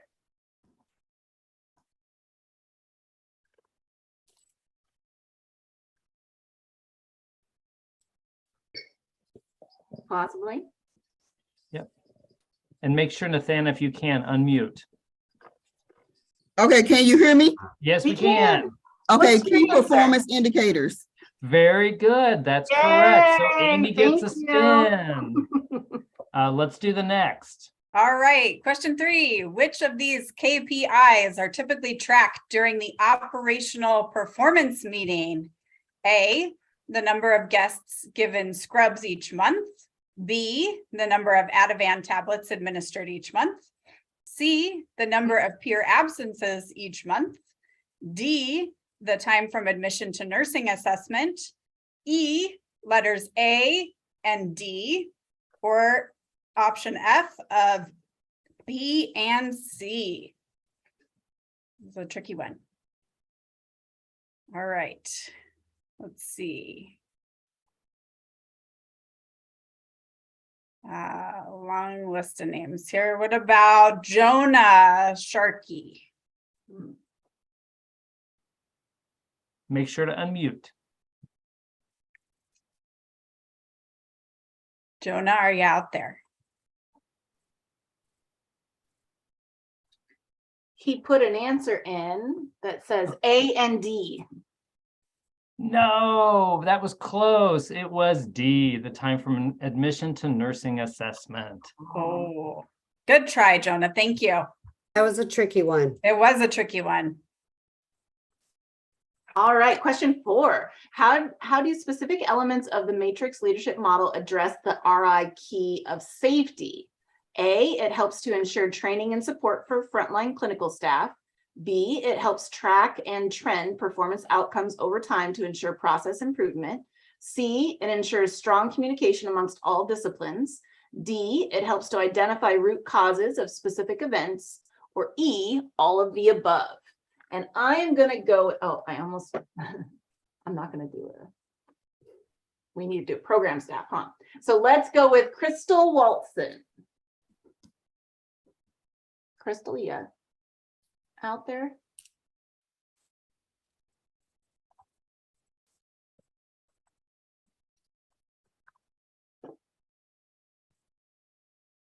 And did Crystal unmute?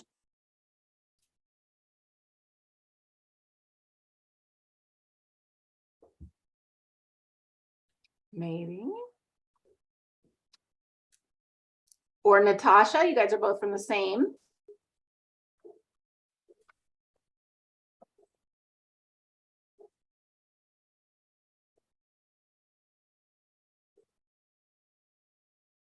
I don't know how long you want to wait, Dr. Mike. Try somebody different. How about Marie Eddy?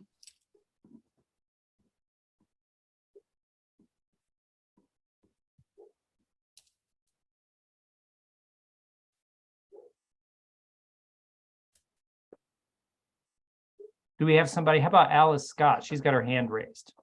Perfect. Alice, yes, you're with Crystal and Natasha as well. Go Delaware. Okay. Answer, please. E, all of the above. You are correct. Very good. Very good. Okay, question 5. What matrix SHME or subject matter expert is responsible for the KPI of all readmission rates?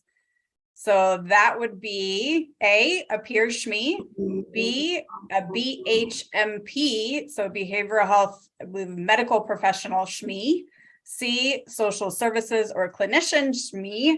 I have trouble saying SHME so many times. D, nursing SHME, or E, B and C. Another tricky one.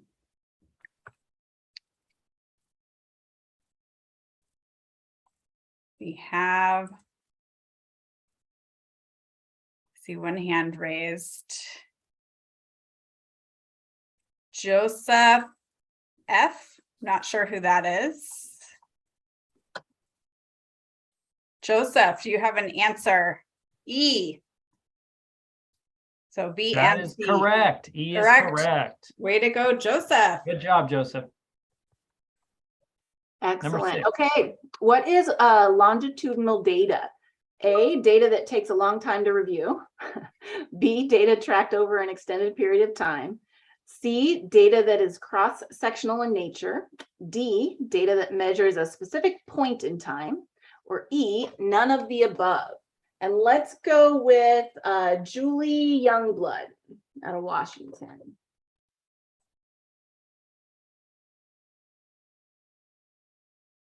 Hello, it is B. Very good, Julie. 100%. Good job. Great job. Okay, question 7. What is the benefit of a quality dashboard? Provides at a glance feedback of performance, A. B, allows the interdisciplinary team to identify concerning trends and inefficiencies. C, a dashboard made of steel reinforced composite with a tight leather overlay and custom stitching. That sounds fancy. D, a visual tool to facilitate quality improvement projects. Or E, all of the above. Let's see who we have from it's hard to tell with all the names who's program. Let's see. What about Desiree? I don't know if you're out there. Hello. Hi, we hear you. Hi, how are you guys? All right, how are you? Doing well. What was the question? I'm sorry. The benefit of a quality dashboard. So All of the above. Very good. You got it correct, Desiree. Good job. Thank you. And Desiree, what's your last name? Johnson. Got it. Thank you. Thank you, Desiree. Great job. All right. One more. The bonus question for Amy. All right. Oh, this one's good. What is the name of Dr. Chuck's attic band? Is it A, Flowers in the Attic, B, Third Guy's Blind, C, 3FU, D, Three Old Men and a Guitar?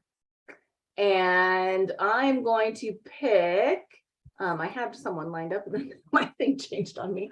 How about,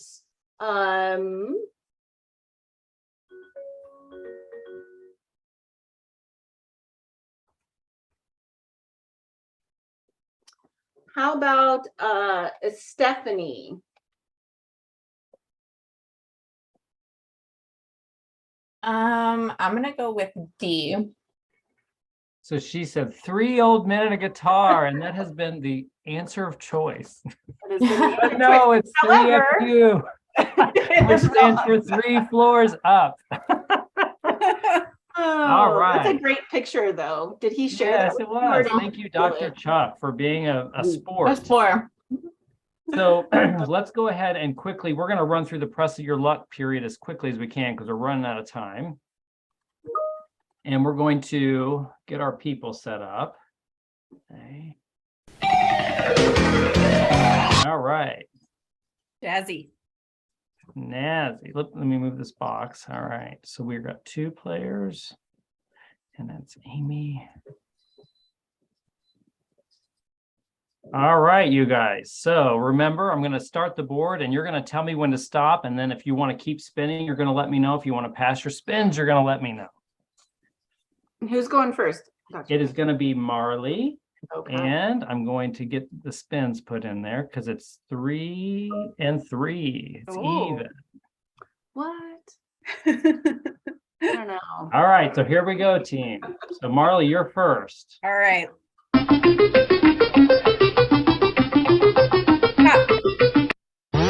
Oh, she got All right, do you want to keep going or pass? I want to press my luck. All right. Go.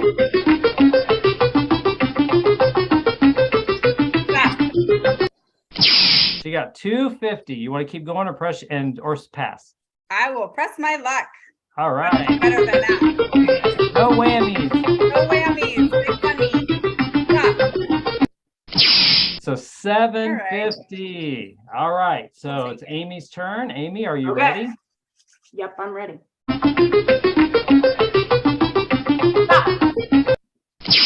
750. So you just died. You want to keep going? Yeah.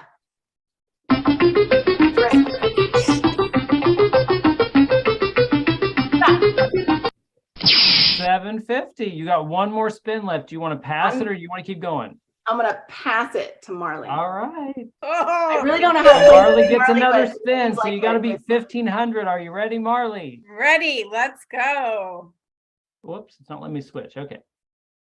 Oh, clicking wrong. There we go. Ready? Here we go.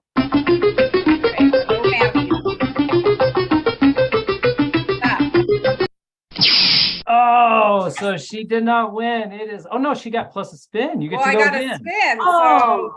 So I'm gonna Ready? gamble it all away and try to beat Amy. Let's press my luck. All right. Let's see what happens. Oh no! So close. Amy wins. Congratulations, Amy. Oh, thank you, So just Marley. so you know, all the folks that answered Amy's questions will be getting a prize. And I hope everybody had a good time. And thanks for playing with us today in an episode of Press Your Luck. Yes, thank you. Thank you. Well, you guys were playing Press Your Luck. I got stuck in the Matrix. I don't know how that happened. It's weird. Oh, no. Bizarre. All right. So we have our next. That was fun. Thank you, Desiree. Thank you for everybody that participated. I have no idea how they got that done, but that was so much fun. So we have another trivia question. This is one that everyone will get to participate in. This a little tiny screen will pop up and you'll be able to answer your question. So here, what are the 4 keys to the RI way? Is it A, safety, engagement, peer powered, or performance? Is it B, safety, courtesy, show, efficiency? C, safety, goals, relationships, and finances? And D, safety, live, laugh, love.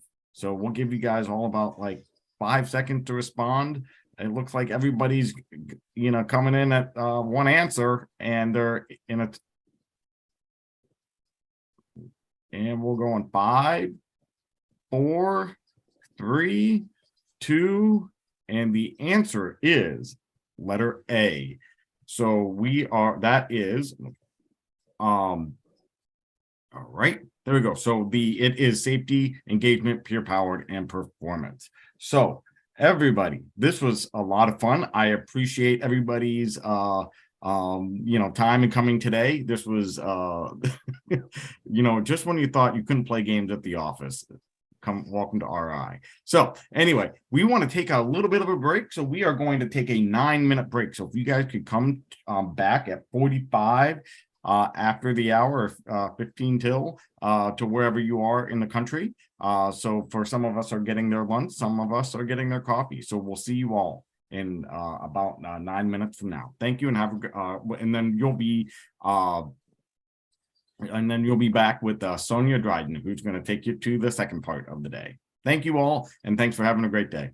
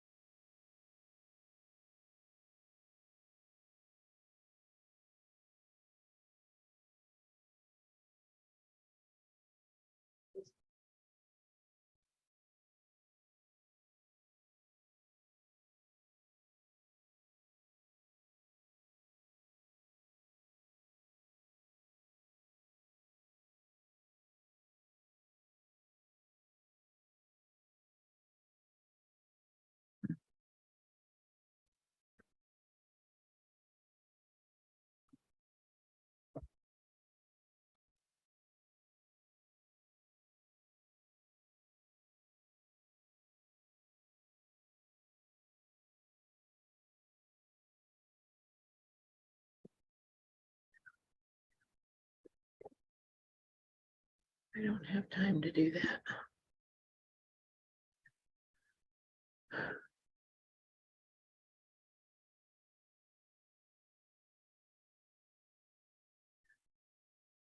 Oh, gosh.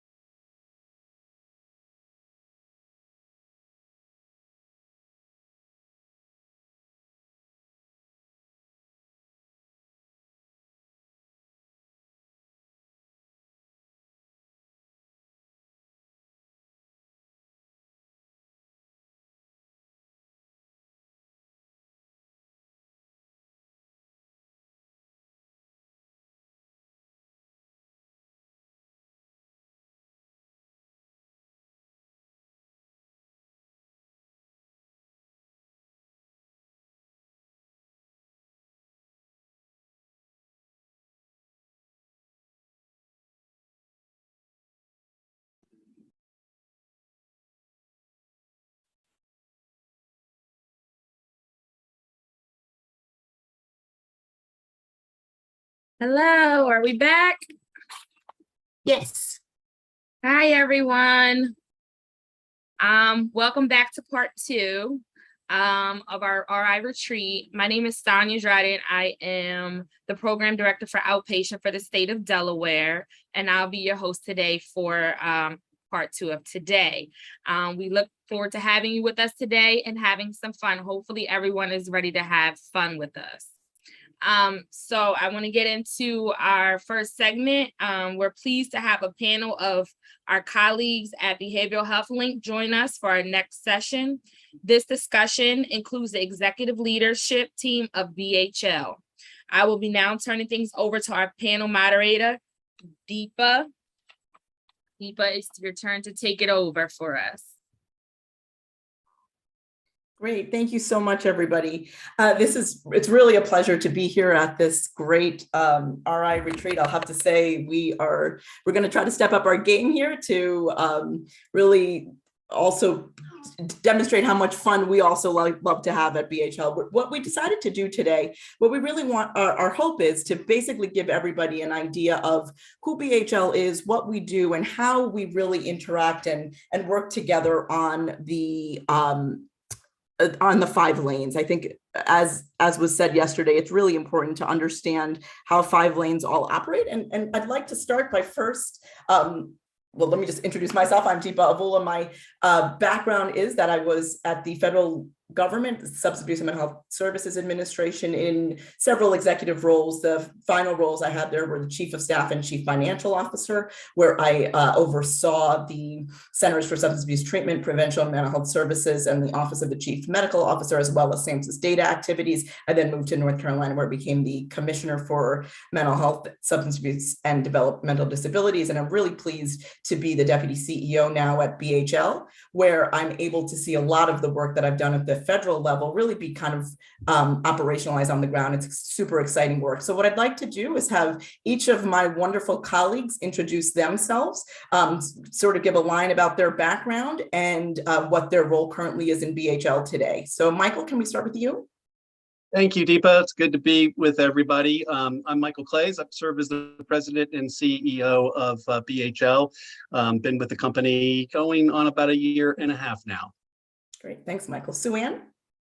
Hi, good afternoon, everybody. I'm Sue Ann O'Brien. I am currently the president of strategic business development for Behavioral Health Link.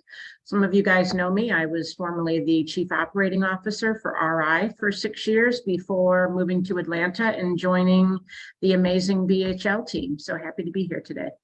Thank you, Sue Ann. John? Hey, everybody. Thanks, Deepa. I'm Dr. John Draper. I'm the president of research and development here at Behavioral Health Link. This is just the 3rd place I've worked since 1989. The first 2 places I worked from 1989 to 1996 was at a mobile crisis team in Brooklyn. And then I joined the Mental Health Association of New York City in 1996 to start the city's first crisis hotline, which actually dispatches mobile crisis teams, and then worked on that until 2004, becoming the director and launching the National Suicide Prevention Lifeline, which I administered over at Vibrant through 2022, just beyond the 988 launch. So it's a thrill to be with Behavioral Health Link now, after helping build the front door for 988, helping to build really excellent crisis care systems for 988 behind that front door. And John, how long have you been with BHL now? Just since October. I'm still a baby. Yeah, that's right. John's now the newest kid on the block. Thank you for that, John. Chuck?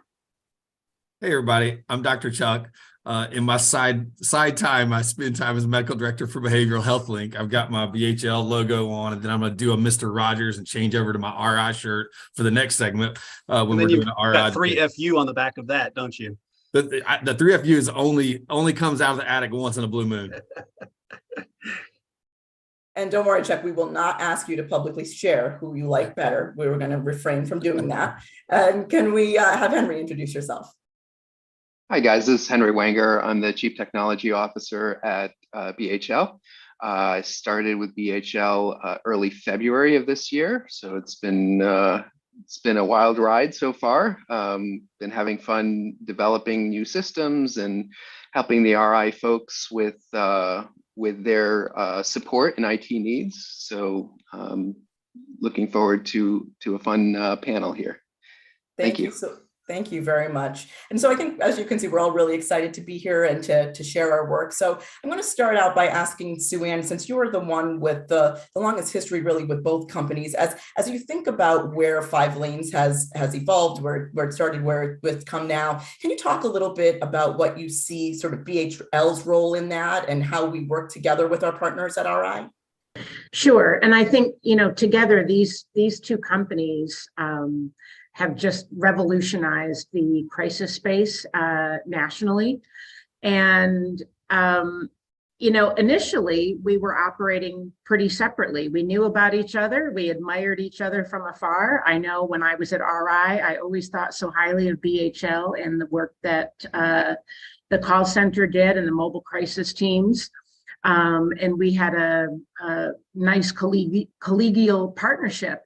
And it was really when we started to lean into more about developing, recognizing the gap, right, in a national framework, a national response to crisis care, that RI really took the lead on putting forth this idea of five lanes, or the Crisis Now model as we know it today. And I know David talked a little bit about that yesterday in his State of the Union. But starting with the front door, which is the call center hub, the second piece, which is the mobile crisis team, somebody to come to you, someone to call, someone to come to you, and a place to go, which is the crisis recovery centers that RI operates. And when we looked out into the field, and this is when I was at RI, we had a number of partners in Arizona that we collaborated with and really wanted to push forth this strategic partnership. And I talked quite a bit about this last year at the retreat. Just when we kind of come together and pool our resources, we are much stronger than we are individually. And I think when we realized that in this model, BHL is the national, arguably one of the national leaders in the provision of call center hub and also statewide mobile crisis services, coupled with RI's expertise and national recognition on the crisis recovery unit side. We decided to really bring these together and partner together in more ways than just collegial, but actually, how can we start marketing this? And maybe marketing is not the right term, but to really put forth what these partnerships can do when you partner with other agencies.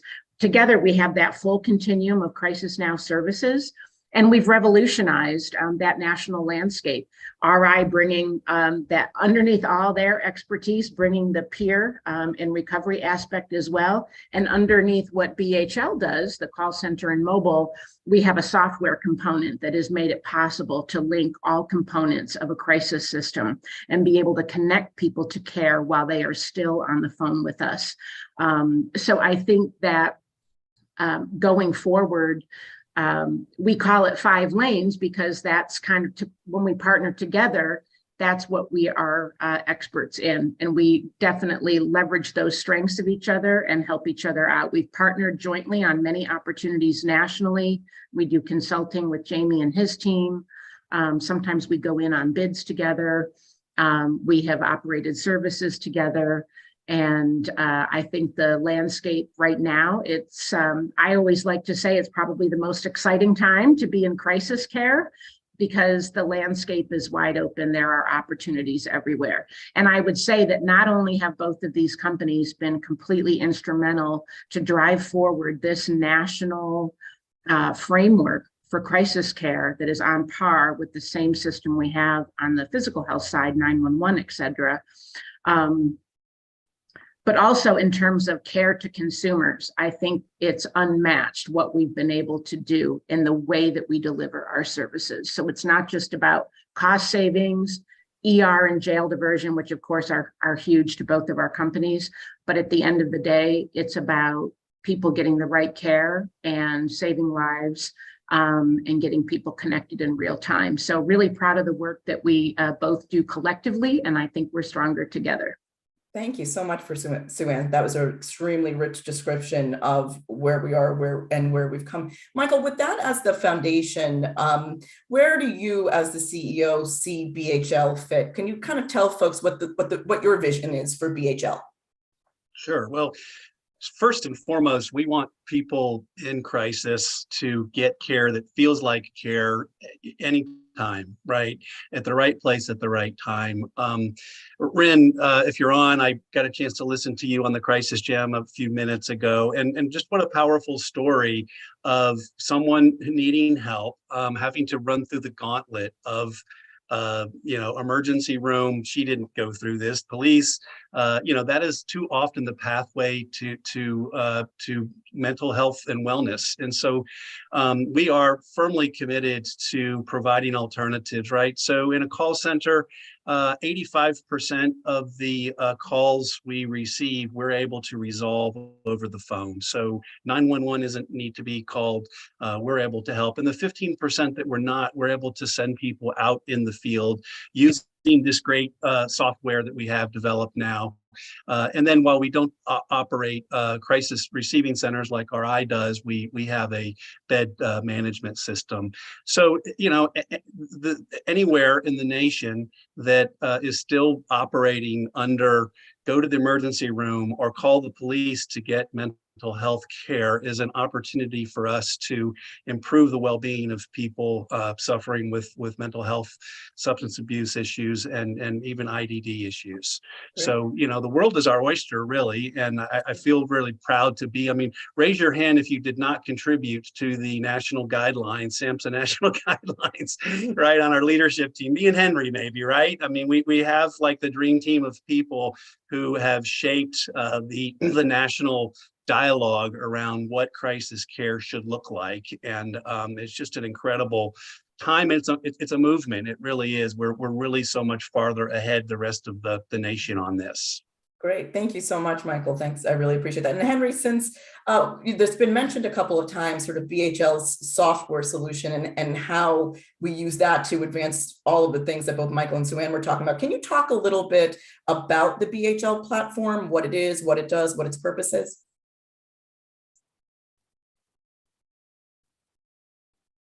You're on mute, Henry. Thank you.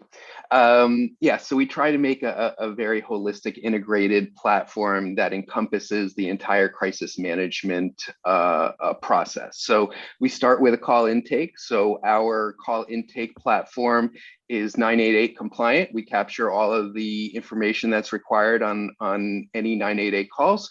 We also are able to customize for those states and those area county governments that may need additional information than just what's captured 988, or maybe they're not doing 988 calls. Maybe it's other types of crisis calls. Regardless, our system is flexible enough to be able to do those call intakes, to do a risk assessment, to do a risk screening. We also integrate within our platform the ability to do mobile dispatch. So if a caller calls in and the agent feels that this individual needs boots on the ground, people in front of them to help, they can initiate a mobile request, a mobile dispatch request. And that is a GPS-enabled tracking system that allows us to keep track of all of our mobile responders in the field. And there's a lot of safety bells and whistles to make sure that our responders stay safe during that dispatch.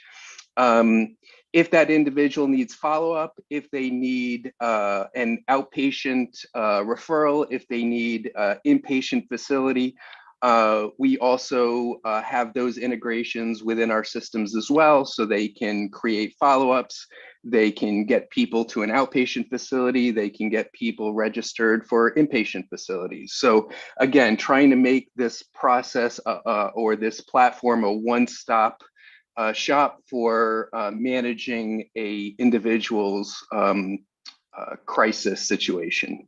Great, thank you so much, Henry. And the next question really I'm going to ask to both Dr. Chuck and Dr. Draper, and you guys can choose who goes first in the answer. But basically, given what Henry just described and given our focus on making sure the consumer experience is always central to what we're doing, how do you both as clinicians view the tool that we've created, and how can it be used, or how is it used to really maximize the experience of the consumer?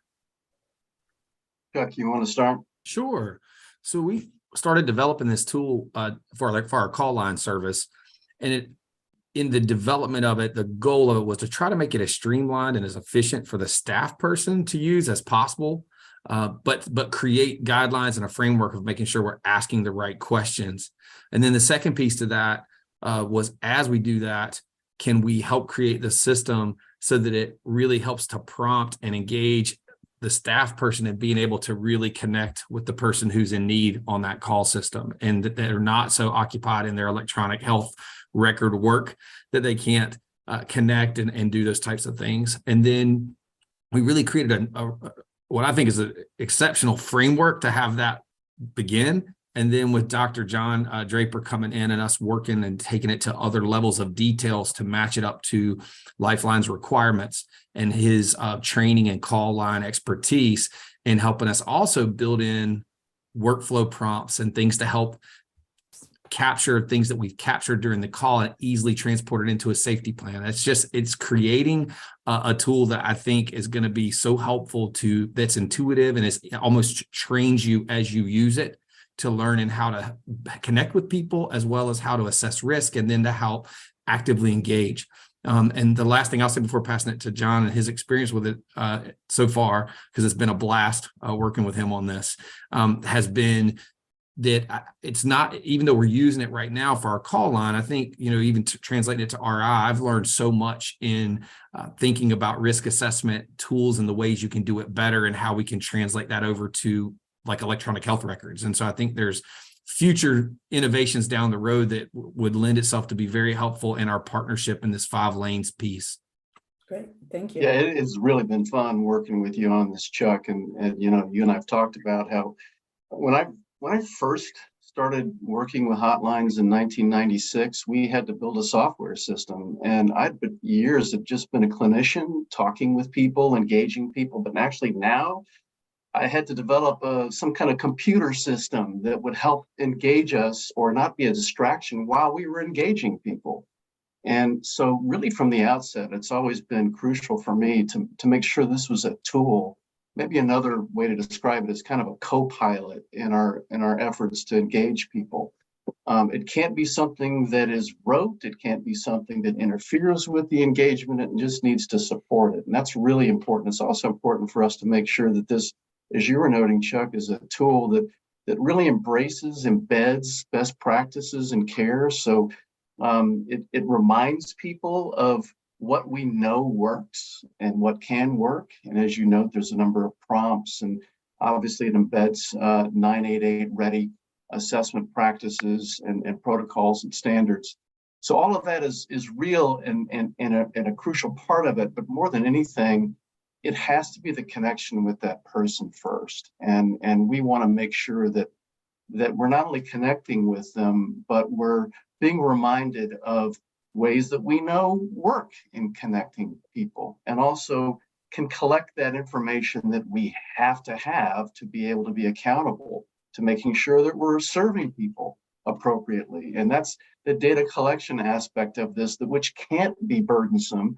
You can't be spending a lot of time like, hey, we've got to collect a whole lot of information here and then we'll talk. It needs to be talking and then information gathering as that's occurring in a seamless way. So that's what we're trying to accomplish. And I think we're doing a great job, Chuck. You've just been amazing setting the kind of standard for this that allows me to come in and help build on this foundation. Great, thank you both very much for that. And Dr. John Draper, I'm very glad you mentioned the data piece. I think you're right. It has to be non-burdensome, but one of the beauties of the system is it also has to be useful to the people that are managing and monitoring, not just the consumer experience, but also the whole system itself. So it really gives state officials a really unique tool and ability to drive that data and to really use that data for policy making, which is what every state official really wants to be able to do. Having said that, Sue-Ann, with your position as the president of strategy and business development, how do you, when you talk about this, kind of give me the one to two sentence pitch about why BHL? Others out there are doing this work. Why is BHL better? Well, one thing is, I believe we were one of the first in the country to start making efforts at developing a software platform that could actually connect people to care in real time. So there's lots of stuff out there that people use in terms of gathering information when they're on a call with a caller, but making those connections to care in real time so that the person who calls, the person in crisis, has their next step in hand before they hang up the phone. That is really the differentiator. I'm not aware of other systems that are dispatching mobile crisis in real time like we are with a GPS enabled system, and being able to schedule, directly into open beds. We have a couple of competitors that might do bits and pieces of this platform, but one of the reasons we call it the call center hub is because from that time of call, we can connect you to an outpatient appointment, we can find an open bed for you, we can dispatch mobile crisis, and we can make other kinds of referrals and connections. And so I think that has been just the game changer. So when I'm doing a lot of work nationally, either consulting or helping with the business development piece, I'm really leaning into why that's so critical. Because when people, we all know how that is when you call your PCP, you're not feeling well and you're given an appointment for next week. The likelihood that you show up is pretty low with every passing day. If they can get you in 2 hours, you're probably likely to go. And that's what we do, is in real time, because the crisis is happening right now. And so we're not pushing that off onto somebody else. We're not making it the onus of the caller to go find care or to make additional phone calls. We are actually taking care of that while you're on the phone with us. So I really lean into that in terms of why that is just critical. If you or somebody you love has ever called a crisis hotline, you want help right then. And when you call BHL, that's what you get. Great, thank you very much. Michael, can you talk and I know our time is running short, there's so much to talk about. Can you talk for 1 minute about the experience we've had in Georgia where we're moving to in terms of both our service delivery and our use of technology? Obviously, we have a lot of history in Georgia and how we're doing there and what lessons we may learn from Georgia or other states. Sure. I mean, as Sue-Ann said, we've kind of been first to market here since 2006, right around when Katrina hit. The state had the vision of consolidating this fragmented crisis, different hotlines that mental health centers had into a single statewide number. And so BHL was awarded that contract, and we've been building ever since. And so I think, people generally want have a general idea. Well, I want to call somebody locally to help with my crisis. But as 988 rolls out, which is, again, just monumental in our careers, the economy of scale is important, that people think in terms of regions and states, in terms of being able to have the capacity to answer calls. Recently, 988 went offline for 24 hours, and it just exposed the need to have a broad network of providers that can back each other up. And so I think the trajectory that we're heading and offering software, not just in Georgia, but in Virginia and Maryland, in Sacramento County in California, in Ohio, et cetera, the people are hungry for a system that helps people, gathers data, and also guides the end user through an assessment process. We had the luxury in Georgia of having licensed staff start to answer calls years ago. Now, many of these centers are staffed with volunteers. So the work that Chuck and John are doing is just vital in terms of its TurboTax. It's a TurboTax assessment is kind of what we frame this, where it really helps the end user make the appropriate decision for someone who's in crisis. Great, thank you very much. As everyone can see, I hope that this team is so dedicated and really brings so much in terms of different perspectives and different experiences, but all to a very clear collective goal. What I'd like to do in the last couple of minutes here, we only have a couple minutes before the session wraps. I'd like to ask each of you why it is that you do what you do and why it is that you do it at BHL. Why is that important to you in this moment in time that we've been talking about the history of 988 and things like that? So let me start with Dr. Draper. Thank you, Deepa. I've had the experience in my life of not only having a daughter that has herself been in mental health crisis and has needed services like these, but also been the beneficiary of seeing what good crisis services can provide by being a part of those at the mobile crisis level, at the hotline level, at the national standard setting level, and hearing the stories from people who say, hey, that really made a difference. And again, it's made a difference in my own life with my own daughter. So all of that makes it very real. But BHL has a long history of being one of the best in the business, if not the best in the business. When I was running the Lifeline, I thought, when I first started it, I thought, I wonder if the service I have in New York City is the best. And then I saw BHL's and I said, oh, maybe not. And now I'm with BHL and it's exciting to be a part of the best. Great, that's wonderful. Thank you, John. Dr. Chuck?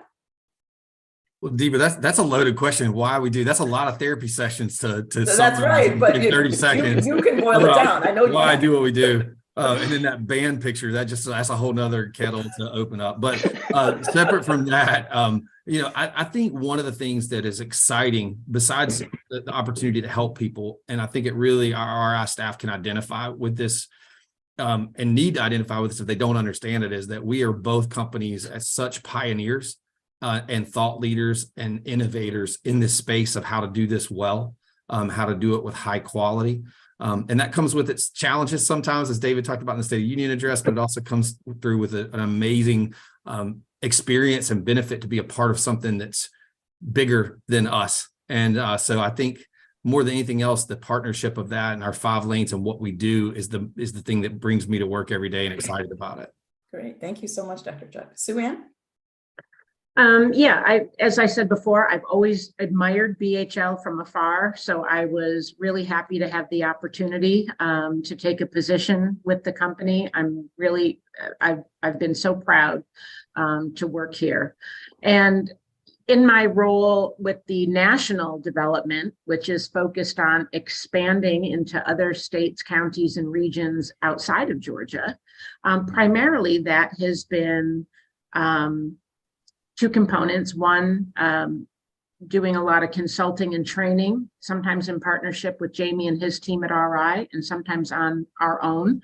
People are interested in how did you do it in Georgia? How did you make this happen? What could we start doing? What's step 1 for us? And so I love that piece of it. I love talking about, and I'm really grateful to have had worked at RI so I can talk about kind of this whole continuum of care and how states, counties, even individual providers might start moving in this direction. But then the other piece, and some might say, how did you find yourself just with software sales? And I never think of it like that. It's not about selling software. It's actually, as I always call it, connector software. This is the secret sauce of a connected crisis system that gets people connected to care in real time. It's not about the software. The software makes the connection happen, but it's actually what allows, as I said earlier, that person to have their next step before they ever hang up the phone. And for me, that is the game changer. Great. Thank you so much, Sue Ann. Henry?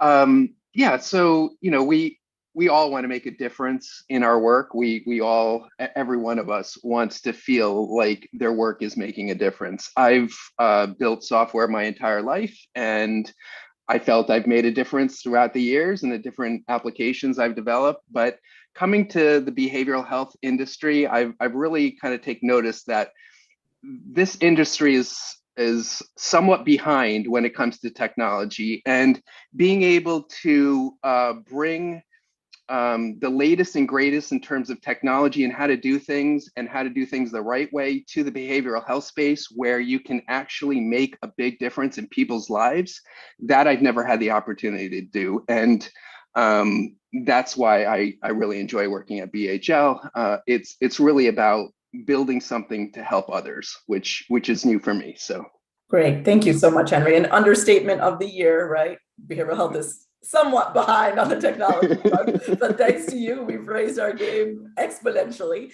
And Michael, let's wrap with you on that question. Thank you, Deepa. My whole career has really been singularly focused on behavioral health. I went to school to become a clinician and licensed therapist, and I have seen over the last 30 years the good, the bad, and the really ugly of our industry. And suicide is certainly something I'm familiar with, as is substance use and other behavioral health disorders that people suffer from. And so that's my first mission, to alleviate some of that suffering and to do it, as Chuck said, in an innovative way. I mean, I don't think I've ever in my entire career been surrounded by so many smart and motivated people. And David Covington and Sue Ann have really just created this environment to attract the best of the best. And we're doing very special things and really happy to be part of it.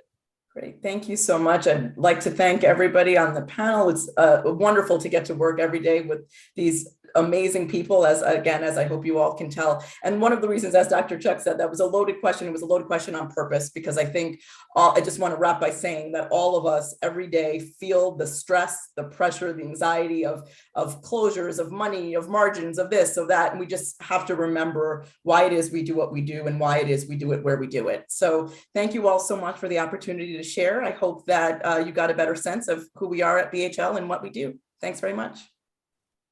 Thanks, everybody. Thank you, Deepa. Thank you, BHL, to the team and all that you guys provide, the support you provide to us at RI. Our next section for today is an Ask Me Anything.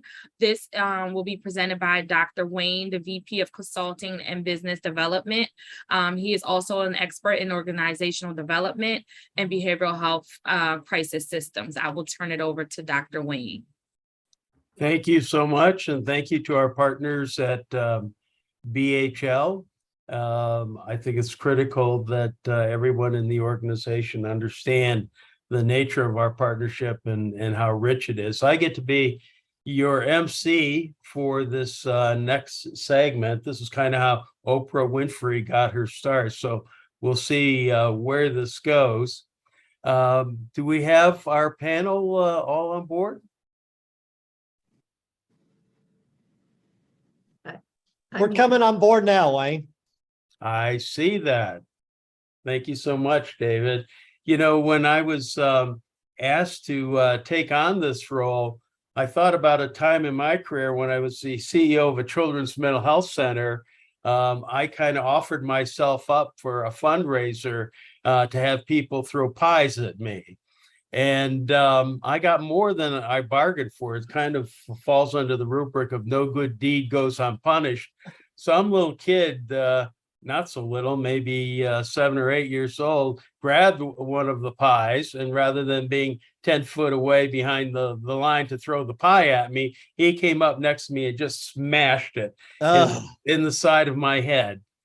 And I really didn't appreciate the repercussions of that until about 48 hours later, when I had the worst ear infection of my life because that pie was growing all kinds of funky things in my ear. So I'm hoping that all of you, by the time we're done with the segment about being asked anything, that you fare far better than I did. So with that, how about we just take a minute to each of you introduce yourselves. Shannon, as the chair of the board. Hello, everyone. Good morning for those of us who are on the West Coast. So I'm Shannon Jaccard. I have been with the board for over a decade now, I believe. For those who might not know me, I used to run NAMI San Diego, and I got into that because of my brother and mine experiences So I am a sister not just of loss, but of loss of what our life could have been too in the future. And that's kept me as an advocate for all these years, and really appreciate being a part of RI as well. Thank you, Shannon. David? Thank you so much, Wayne. And I certainly hope this is more fun than pies. This is an amazing group of leaders and colleagues and friends, but also storytellers. So Kristen and Ren and Karen and I worked together to revamp my website at davidwcovington.com. And we've added a new section for storytellers because we want to get out into the thought leadership space. Some of our peers here, and Lisa, Shannon, Dr. Chuck, and Vic, as well as Tanja, who's not with us on this panel, are all a part of that. So I'm thrilled to be here, Wayne. Thank you, David. Dr. Chuck? Hey, Wayne. I just changed out of my BHL top into my RI top. Did the Mr. Rogers thing real quickly. And I'm the Chief Medical Officer at RI. I'm really excited about being able to talk today with a special lean on talking about our new Medical Leadership Council that's only been going this past year and sharing some of the things we're doing and answering questions. Let's hope it's a wonderful day in the neighborhood. Lisa. Hi. Hi, guys. I'm so glad to be with you today. I'm Lisa St. George, and I currently serve as the Vice President of Peer Support and Empowerment. And it's a part of my job that I've loved for 23 years here at RI. So glad to be here today. And you can really ask me anything. Be careful. Vic. Good morning. I'm Vic Armstrong. I am thrilled to be here with you today. I'm Chief Diversity Officer for RI International and just joined RI back in June. So I've been on board about 6 months and just really excited about being a part of the RI journey as a whole, but specifically this DEI journey that we're on. Well, thank you so much. I'm going to ask participants if they have a question for any of you to put it into the Q&A, and we will take them in the order that they are received. We received a couple in advance, and the first one's for you, David, and it's what's the future of outpatient services at RI? So we have been a crisis services provider from day one. The vision that Gene had was to operate the crisis facilities, the mobile crisis services. But over the course of time, we, especially as we look to grow nationally, we expanded into a host of services and supported employment, supported housing, as well as we've done actings, we've done a host of things. So the company has really been for about 8 or 10 years now, moving in a direction of precision and focus around what we now call a campus of connection. And that campus of connection is not only a crisis services and supports, but includes an integrated health home model. So over time, what we look to see is building out from our flagship programs in Durham and Phoenix and Baton Rouge and Dayton and Columbus, et cetera, to build out a continuum not only of key crisis supports, 23-hour temporary observation and treatment, short-term crisis beds, crisis peer respite, but also integrated health home and outpatient supports and services along with that. And Lisa, you and I have been talking for some time about revamping the Wellness City into a resource that's a part of that campus of connection. So it's not so much about, Wayne, whether or not we will have ACT teams or whether or not we'll have outpatient services and supports, but rather that we will not have these fragmented pieces that are off by themselves and where we're reliant on other organizations or agencies, but rather that we work as a family and a team. And we're seeing that vision start to emerge, especially in Phoenix and in Baton Rouge. Thank you, David. Question number 2 is for you, Vic. It's how do you envision seeing the DEI work being embedded in practice and policy throughout RI? That is a great question. And so I would say a couple of things. One is that part of what our focus has to be, and this is not unique to RI, but for any organization, is really moving DEI from a concept, from an aspiration to being able to operationalize the DEI work, because you want to create accountability, you want to create consistency, you want to create sustainability. So part of what I envision, and I think we spoke to a little bit of this yesterday, but it is, what do we want to measure? And then how does what we measure impact what we do, both internally and externally? And where I envision our focus being is really kind of in 4 different areas. But they're divided into kind of 2 buckets, internal and external. So internally, I think that what we really need to focus on are kind of 3 key internal areas. Our medical practices, which our medical leadership is working on consistently, constantly. But how do our clinical practices impact equity in terms of the people that come into our organization for services, and for the people within the organization that are providing the services? So there's the clinical piece. Then there's kind of the HR piece, and that's where we focus on the hiring, the promotions, the retentions, the disciplinary actions. How do we measure that? How do we trend that?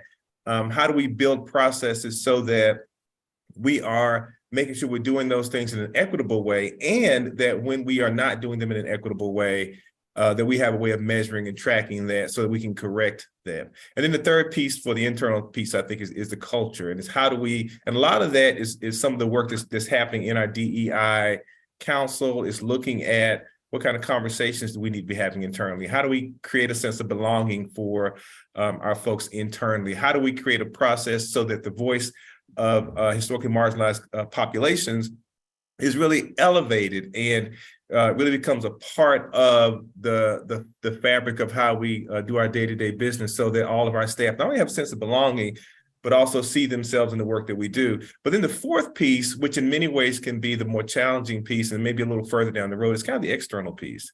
What's the story that we're trying to tell? Who do we want to be to the communities that we serve? And what do we want the communities that we serve to say about us in terms of diversity, equity, and inclusion? And a lot of that is based on what we do internally, because the people that work for us live in communities, and they are a part of creating that brand identity of who we are in the community. But some of that is also, what do we highlight? What do we talk about? I think one of the, kind of case in point, and I'll wrap this up, is when we talk about things like, we're talking about doing an equity podcast. Things like that say to folks outside of RI that this is something that RI is invested in. When they see us at tables talking about 988 and how we can create a more equitable access to 988, things like that help to really tell the world outside of RI what our brand is. But in terms of, again, I think those pillars, I think it is operationalizing those things: our clinical piece, our HR piece, our culture piece, and then that external piece. You make it all sound so easy, Vic. It is not. Dr. Chuck, a question came up about when is Safe Clinch going to be in all our facilities, and it might be useful in your response to talk a little bit about what Safe Clinch is for those that don't know. And I think I would advocate throwing in Ukaru into that calculus as well. Sure, that's a great point, Wayne. So, the Medical Leadership Council, we're just a little over a year old. Last annual retreat, we were just starting to roll over a little bit and start to crawl. And now we've been doing our toddler activity this past year, moved so much forward in the things that we're doing. And one of those big categories has been in how our medical and clinical work impacts safety for our staff and for the people that we serve.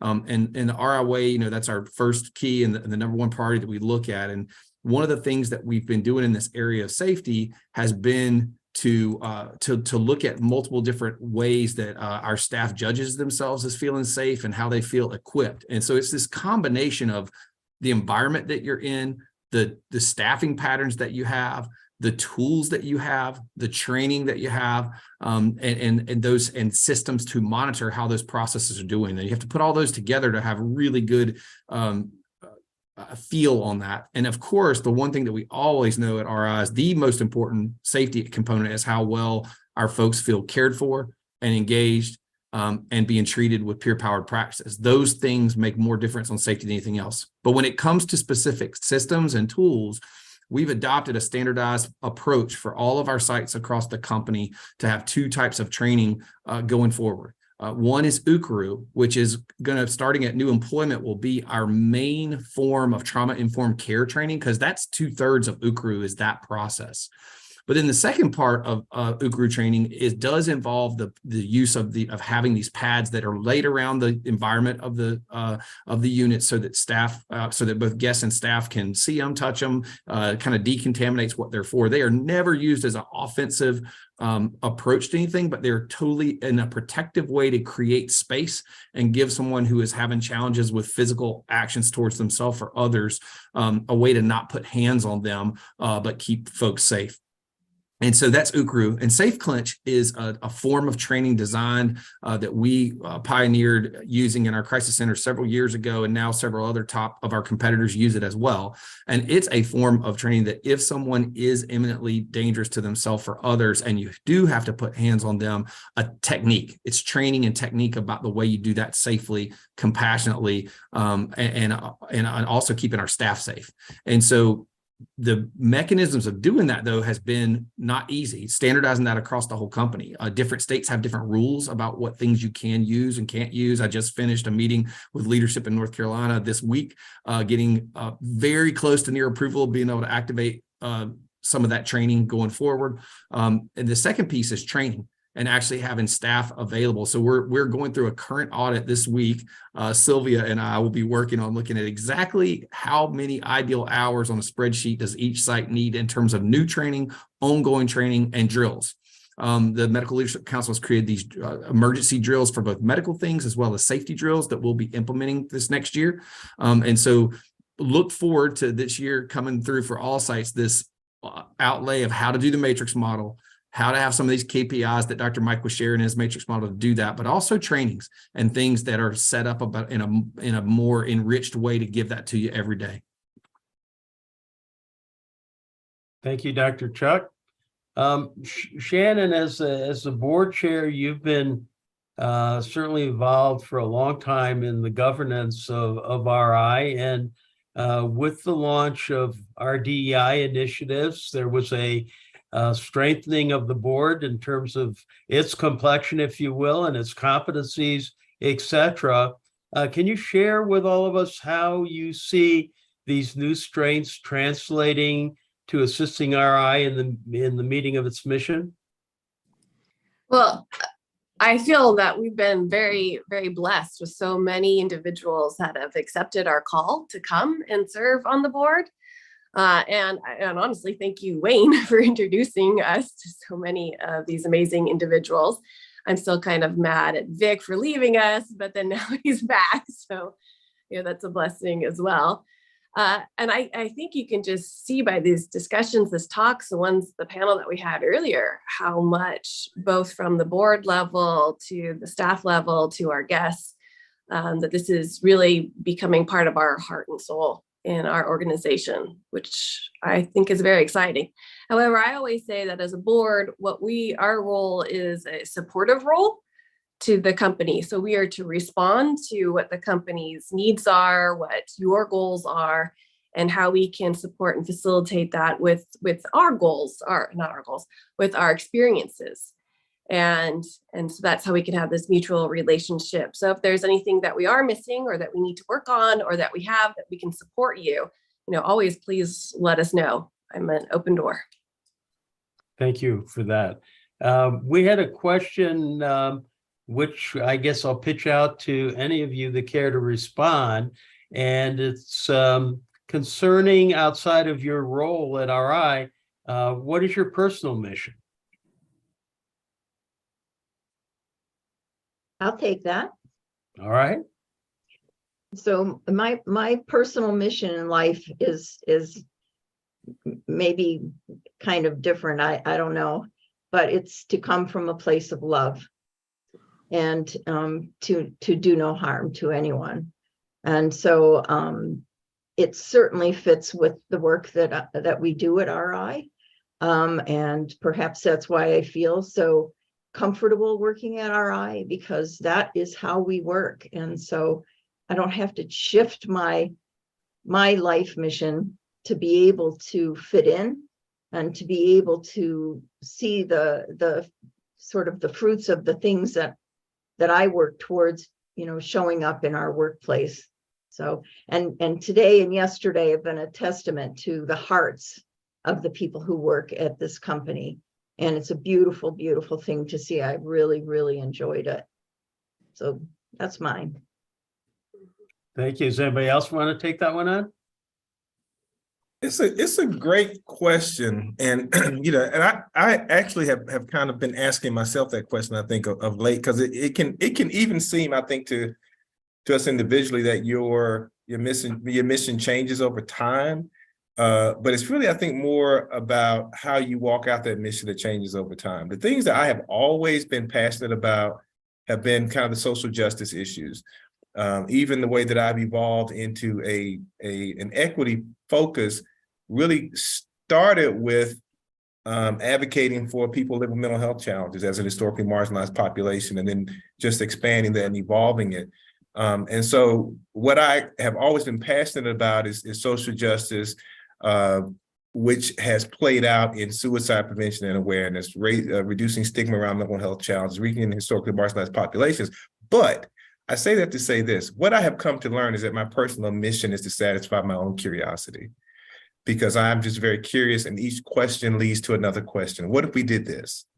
Would that make things better? What if we did this? What if I looked at things this way as opposed to that way? Would I think about it differently? And would that lead me down a different path? Would I advocate differently? Would I speak for a different group than what I have in the past?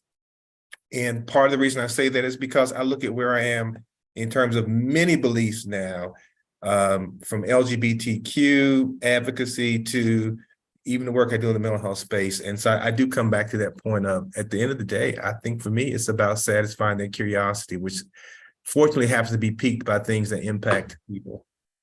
Thank you for that, Vic.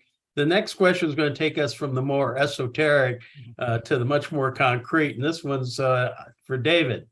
When is the pay assessment going to be done, and what are we going to do with the results? Yeah, so we've been working this pay assessment project for many years, unfortunately, Wayne, and we've had hit and miss sort of work done on it. The goal for us is, and Lisa is leading this project, and she's got the resources. When you totally get to the point that you just aren't getting something done, give it to somebody who already has way more to do than they need to. And that's Karen Jones. But ultimately what I decided is this project needs to get done. And Karen maybe does more than anybody in this company, but that's also a sign that I need to give it to Karen, because she's going to drive it to ground. She is going to run it through and get it done. And what does it mean? It means that each individual role in the company, so whether you're a social worker or a nurse or a peer supports or a manager or whatever your specific role is, we have that specific discipline. We have a certain level that you're at based upon experience and education, and we have a market that you're in, because California and rural Delaware are two different. And we want a baseline. Where are we in that marketplace? And where are we with recruitment and retention in that marketplace? And then begin to challenge our payers, our funders around helping us get to a better place on all of those. Doing that mapping company-wide will also give us a sense of where we need to prioritize most. And we did do a targeted increase in California, specifically targeting peer coaches, recovery coaches back about 6 months ago.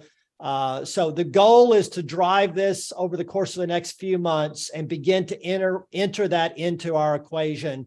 And look, we are coming out of a brutal period with COVID and in the inflation and workforce, and all of the challenges have come out of that. And we are riding the ship financially and getting onto firm ground. So we've got to do this in partnership with our funders to get it done. So Lisa, as you're reflecting on this work, additional comments that you would share as we drive this forward? Yeah, well, it involves a lot of different areas to look at. And so one of the things that we have to do first is pull down all the data that currently exists about positions, about pay rates, locations. And then we're going to work with an outside entity who does this for a living. So they look at pay scales, they look at organizational systems for pay rates and compares with market analysis around each area and with positions. And so they have the tools and skills to do that part. And then when the information comes back to us, we will then step by step look at the job descriptions and the job duties that are occurring to make sure that they are aligned. And so it's a very huge task. And I think in the past when we've started it, we haven't always come to the finish line, which is why Karen is so important to this, because it has so many moving parts. So I expect that we will get this done. That's my intention. And we have a team that's working closely on it. So I think the two keys, Lisa, you mentioned Karen again, and also this external entity who does this for us. So mapping this out to answer the question directly, I don't think is going to take us that long. Finally, we're going to get that done. How long it takes us to work that project, it's going to be an ongoing one to address what our hottest spots are, where we need to make changes, and how financially do we get that done. Thank you for that. The next question probably goes to you, David. And apparently there's some confusion about our involvement with Franklin County, Ohio, Columbus, and that we had one scope of work relative to responding to a procurement, and we're now involved with taking on a crisis facility, et cetera. And so the question is really around, what are we doing in Columbus, Ohio? What does it involve? And so if you could clear up some of that confusion, I think that's the nature of the question. Yeah, thanks, Wayne. So Columbus, Ohio, and we talked about this period of time over the next year, 18 months, where we are going to focus on stabilizing the company and delivering what we've promised, as opposed to moving out into new things. But Columbus, we had promised some time ago in what was initially a $50+ million community bond for a crisis recovery, crisis receiving facility that would rival anything we see in the United States right now. There's a facility being built in Salt Lake City, Utah by Representative Steve Ellison and the Huntsman Health Institute and the University of Utah. That is going to be another one. But we are now in a next era of these services and supports. My understanding from Paul is that facility is now ballooned to a $63 million budget. I see Vince's video. Vince and Tom are meeting with them weekly and trying to say, we don't need a full basketball court and a this and a that and another thing, but they are going to do it anyway. So that is moving on. And Vince, I don't think this is going to, Vince, why don't you text chat into some additional comments, Vince, but I think that one's not going to open into 24 or 25. The issue is more immediately, we have a crisis services provider who has closed their doors that we're looking to step in to support that operation in early January and a staged and phased standpoint. And again, team, we're just not taking on new things right now unless we're clear that we're going to have our expenses covered and we're not diluting the financial performance of the company as we really firm up that foundation we talked about yesterday. So Kevin, Vince, anything quick that you want to add on top of that to that question? I think you covered it, David. We're standing in at the county's request to fill a gap until the new program can open in a couple years. We're very happy to be able to do it. It's not an ideal situation, but nothing ever is in the real world. And we're going to make do with the building and the facility and the staffing we have. And from what we understand, people are very excited to see us coming on, and it's going to give us a chance to start to build really good, strong partnerships ahead of the 2 years that we were going to have to wait. So all that's a good thing. Thank you. That almost brings us to our closing time already. Half an hour seems to go so quickly. But the one closing question has to do with how will the organization be updated on the progress relative to the findings from Gallup? Yeah, so we have a new, Wayne, we have a new communication that first came out day before yesterday, I believe, from Karen. And we're going to drive primarily these 4 key projects: the fusing equity, the supervisory training and management, the pay assessment, and the IT upgrades. These are consistent themes, not just from this year's Gallup, but year over year. And look, it's not just the work that we're doing relative to addressing those. It's also trying to simplify our lives by going through a period of quiet where let's implement what we promised and not keep the growth sort of piece, which stretches everyone on the work that we're doing. So those emails are going to come out routinely, and we're going to have forums for these key leaders, for Lucas, for Elizabeth, for Vic, and for Lisa, who will be the driving the strategy and be the face of those initiatives. We'll give regular updates about the progress we're making and our next steps. Well, I guess that will have to be our final word, David. Thank you all so much, and maybe we'll get to do this again sometime. Thank you, Wayne. Shannon, that wasn't a pie in the side of the head, was it? No, that was good. Thank you. All right, guys, I want to thank the leadership team for, being able to be asked those questions and answering them. So I want to give a round of applause for that. Our next section is our IT action plan. Your presenter for this, it will be Henry. He's our Chief Technology Officer, as well as a leader for Mission Critical Enterprise Projects. So Henry will start his presentation. Henry, the floor is now yours.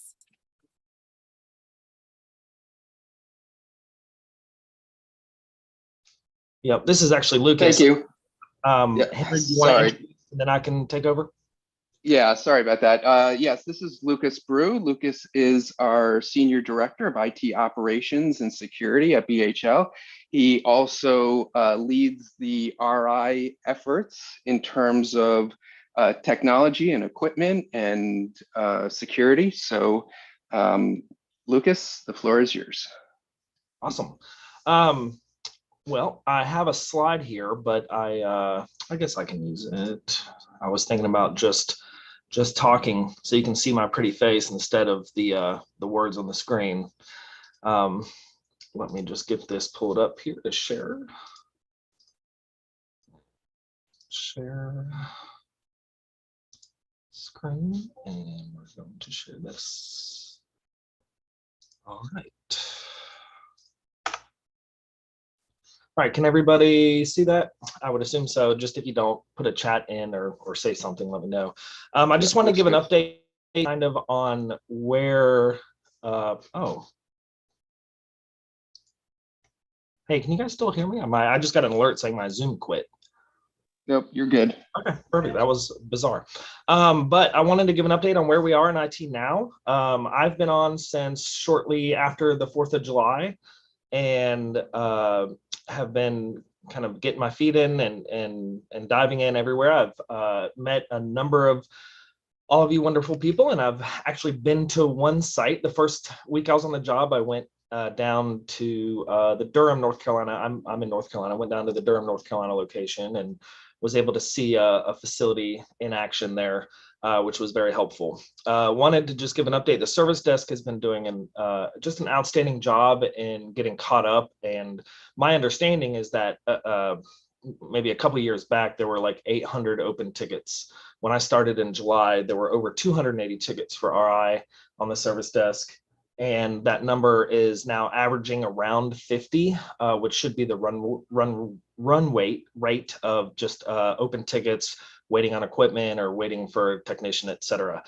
So hopefully everyone has, there's still room for improvement, still room to get better and clean up processes and procedure and make everything, just communicate better and make everything more official in the way that people have expectations on how to get help, where to get help, and then have confidence in getting that help. But hopefully everybody's already felt the improvement and the faster response times. Also, shortly after I started, there was a turnover on the position that we had kind of dedicated to the location operations support for RI on our team. And there was a gentleman named Lath who left, and then Chris King took over, and then he left.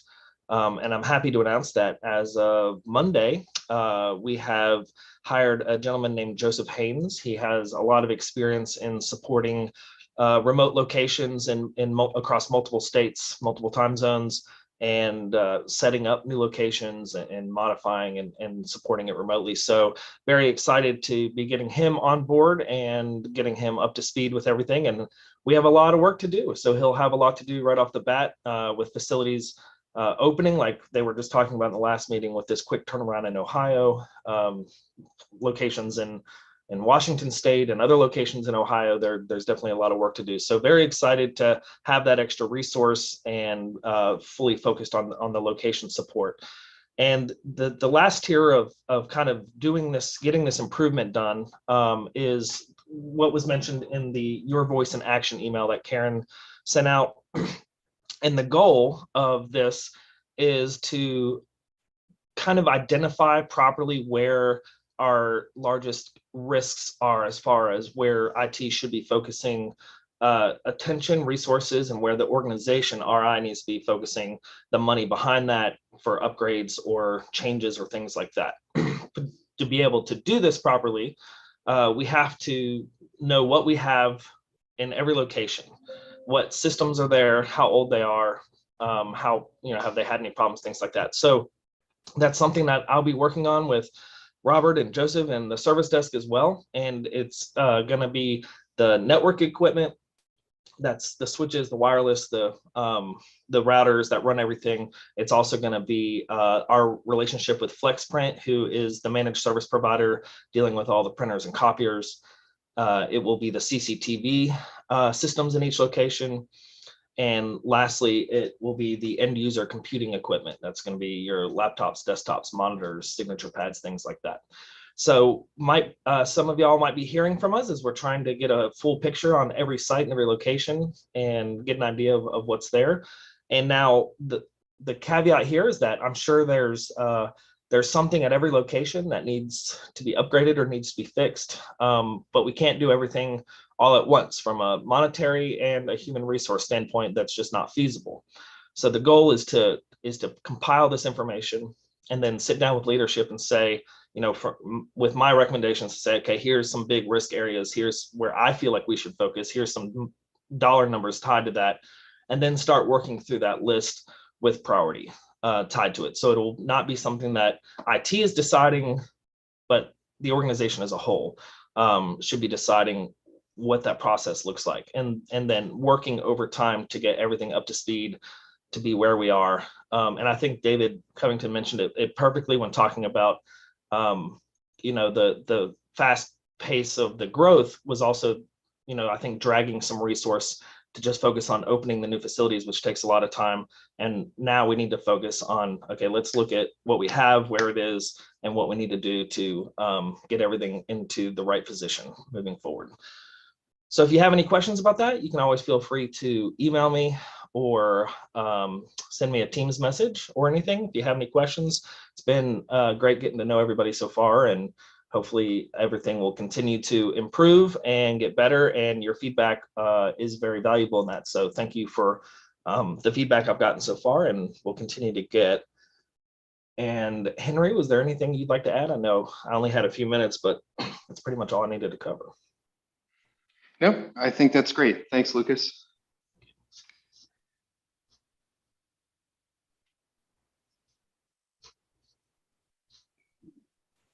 Well, thank you, Lucas and Henry, for your presentation on our IT action plan. I'll be turning it over to our next host, which is Terrence. He will be taking you guys into the third quarter of our retreat. It's been nice. Thank you, guys, and hope you enjoy the rest of your retreat from Delaware. Thanks, Sonia. Hi, folks. Terrence Smithers, Director Manager of the Training Development. And before we go to lunch, we've got some trivia. So according to the last count posted, how many peer training graduates have we had? And that's, of course, through our flagship peer employment training. Is it 12,300, 14,300, 15,300, or 16,300? Take it away. Let's see. Ooh, we've got backs and forth and back and forth and back and forth.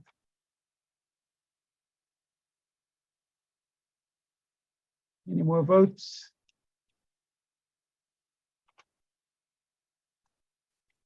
Looks like they've stopped coming in. And the popular vote was 15,300. However, it is 16,300. 16,300 graduates. Pretty impressive, pretty impressive. And that's, you know, not just in the United States, it's around the world. You know, Lisa, myself, and others have trained in other countries. We are well known. I can tell you this, we're the most transferable certificate in the world, which is pretty cool. Okay, do we have another trivia or are we going to lunch, guys? We're going to lunch. We'll just have a Okay. quick video if anyone wants to stick around for a minute. Okay, so quick video, guys, and then we will be back on the hour. Okay, so enjoy, nourish well.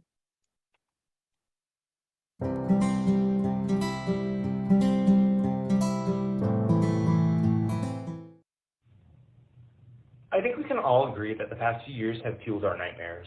So many horrible things have happened in a 2-year period, but there was a few moments that deeply resonated with me in a way that ultimately formed into core memories. One of these was during the beginning of the pandemic, when everyone had to stay home and not touch each other or their own faces.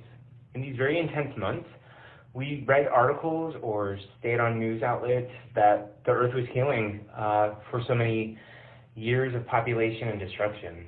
In a way, it was Mother Nature cleaning herself off from humans. A global reset, a global bath. In a way, many people were able to wash their souls and refocus on what truly mattered. Things like family, dreams, and self-reflection.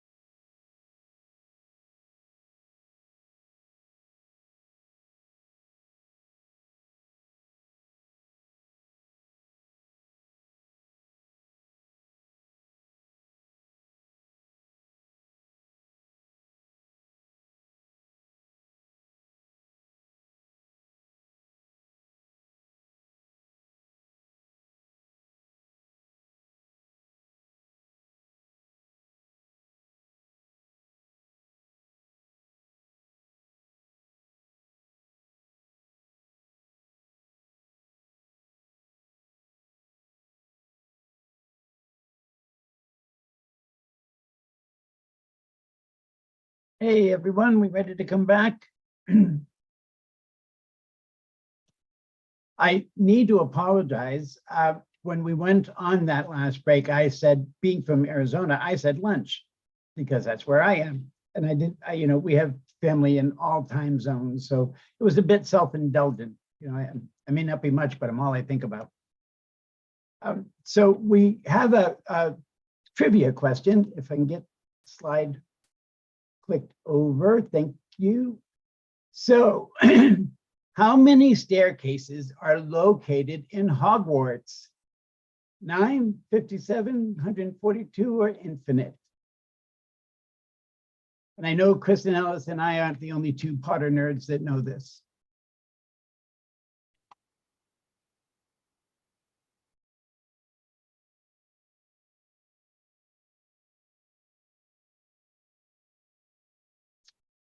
We got a definite lead in one answer.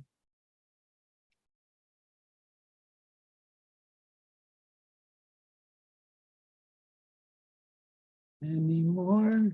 Some switches. Okay, some people changing their answer. That's awesome.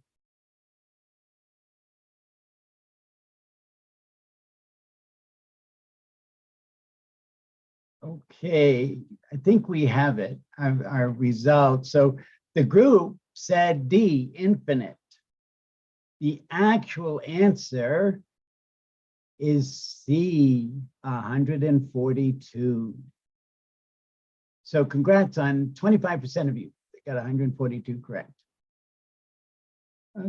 Excuse me. Okay, in thinking about how to introduce our next speaker, the word congruous came to mind, and I'll try to explain why. Her strength and tenacity and wisdom and integrity as a leader are congruous to this topic. The other congruous is her name. Whenever you connect with this person, there's always joy. So please welcome me and join me in welcoming our Southeast Regional Vice President, Joy Brunson-Nsubuga. Oh my goodness, thank you, Terrence. You're gonna make me like tear up, and I'm supposed to be, stoic and presenting and all of that. So let me get my slides going. Let me know if you guys can see that. Yep. Yep, they're good. Okay. We are going to get going. So one of the things that I'm going to start off with is that this is going to be an engaging activity. We are going to utilize the hand raised feature. And so I know it's the end of the day, or after lunch or after the break, and I know we've sat through a lot of really amazing presentations and games, and you can help me just to kind of engage with me and all learn together. So when I was thinking about the activity, I was reading the Daniel Shapiro article about leading your team to peak performance, and I was thinking about what should we do going into 2023, and we're really focusing on ourselves, focusing on staff, focusing on us as a team. And so the term relentless we from that article really started to stand out to me. Especially because right now there's so many challenges. There's so many things going on. We're coming out of COVID. There's so much uncertainty. And it seems like we're getting pulled in directions. And so how do we move forward, and how do we get the outcomes that we really want to get?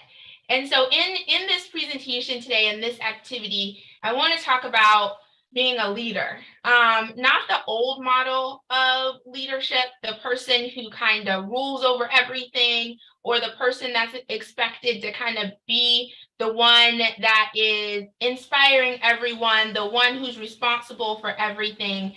I'm not thinking about that model, and that's the one that really tends to come to the forefront for us. So I'm not thinking about that.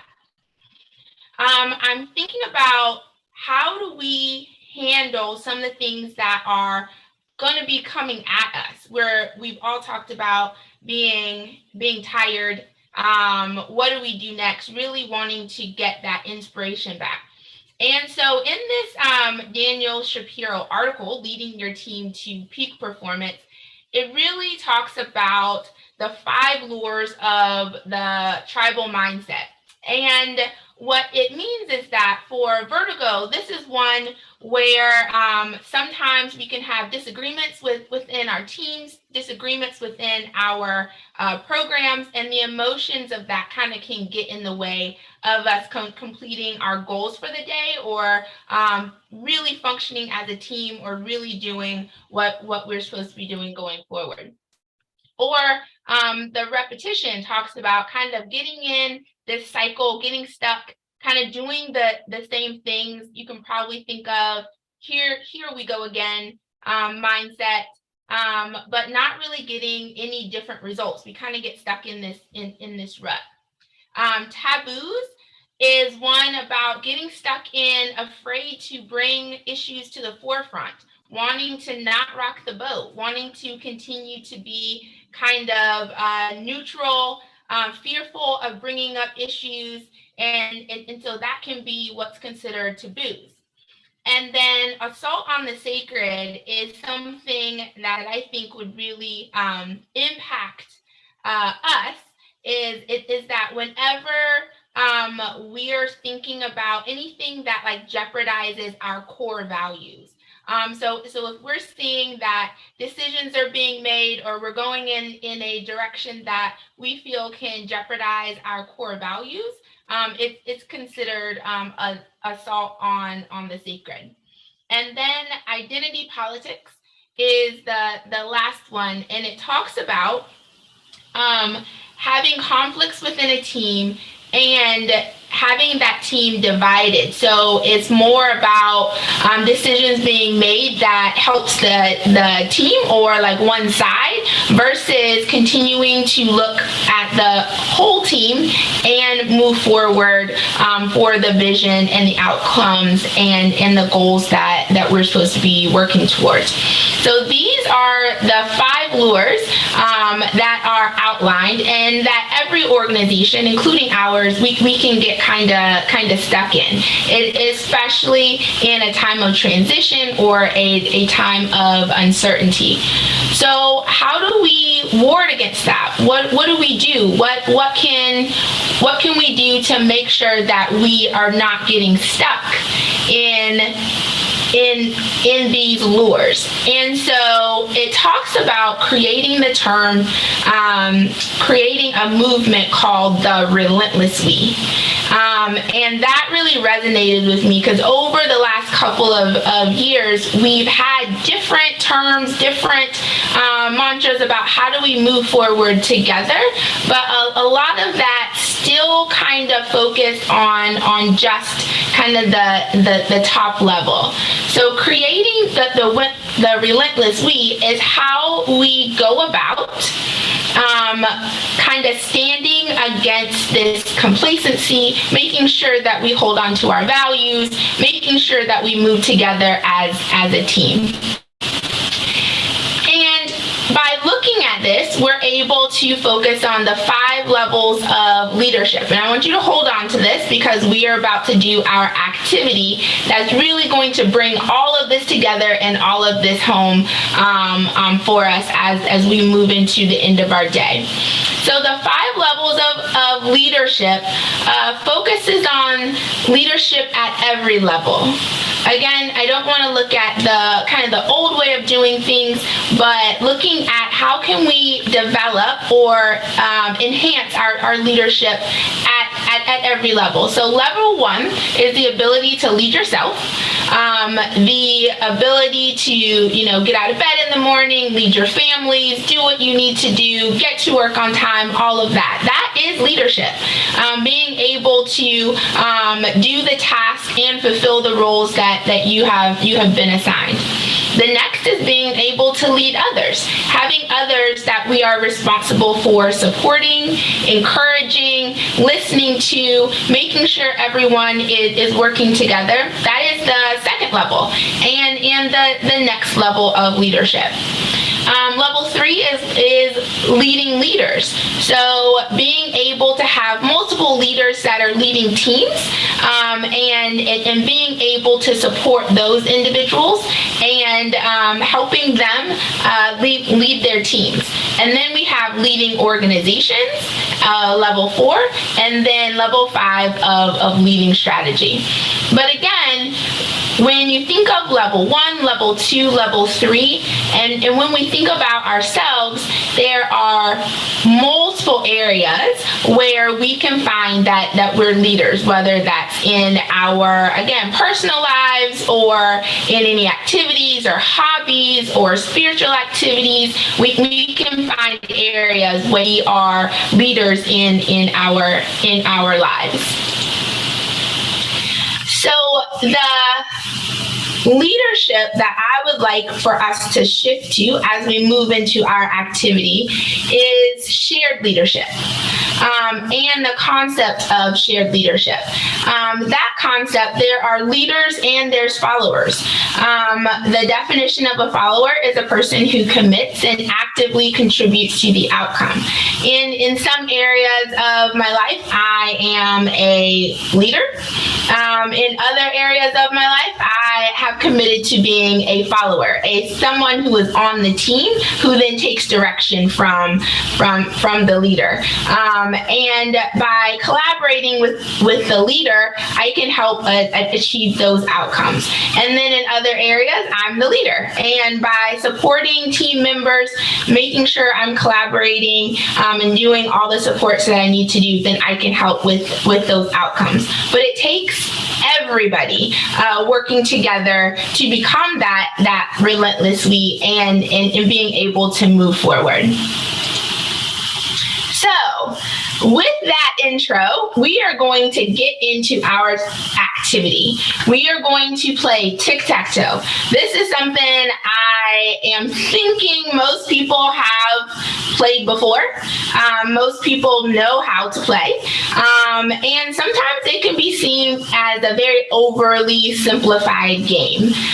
But it's going to take all of us working together in order to answer some questions, to think about how we can create this relentless we concept by thinking about how we fit on the team, whether we are in a leadership position, whether we're leading ourselves in our own lives, what role do I play? And then also, where am I a leader and where am I a part of the team and a follower? How do I get to the outcomes and support the overall mission? So, are y'all ready to play? I hope so. Yes? I'm gonna take that as a yes. Let's get going. So there are 7 elements, and we're going to have 7 questions related to these elements as we move through this activity. There are 7 elements that, when we bring them together, create this relentless we concept. We have to have all of these things working together to be able to get to our end result. So we're going to go through each one. And remember, if you could use the hand raising feature so that I can call on you to answer some of these questions. So let's start with clarity.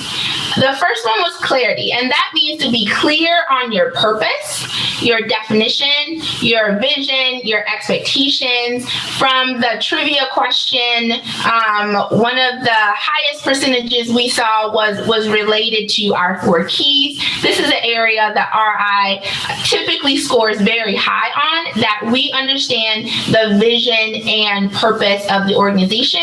We understand where we're going. However, here is the question. How does your role fit within the overall purpose and vision for RI? Thinking about all those levels of leadership, thinking about how my role, my position creates value and pushes the organization towards its end, its outcome, its goals. here is the first question. How does your role fit within the overall purpose and vision of RI?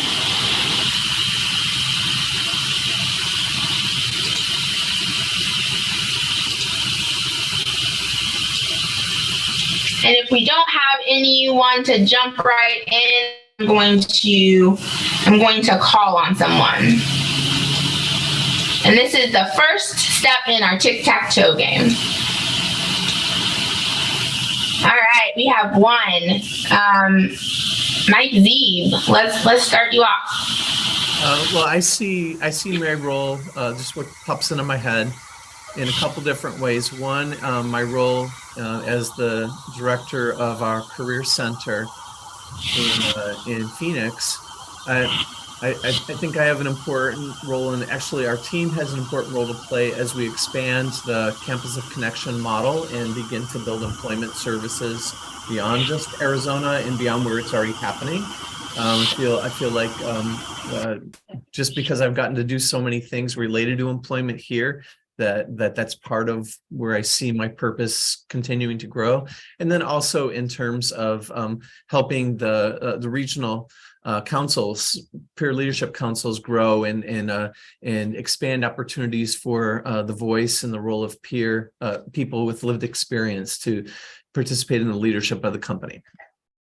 Absolutely. And from what you're saying, I'm also hearing that there's multiple teams that you are representing. Can be the leader of one, support on the other, but understanding in all of the different teams how you are pushing forward the vision and purpose of RI. Can we get one more answer before we see where our answers will land us on our tic-tac-toe?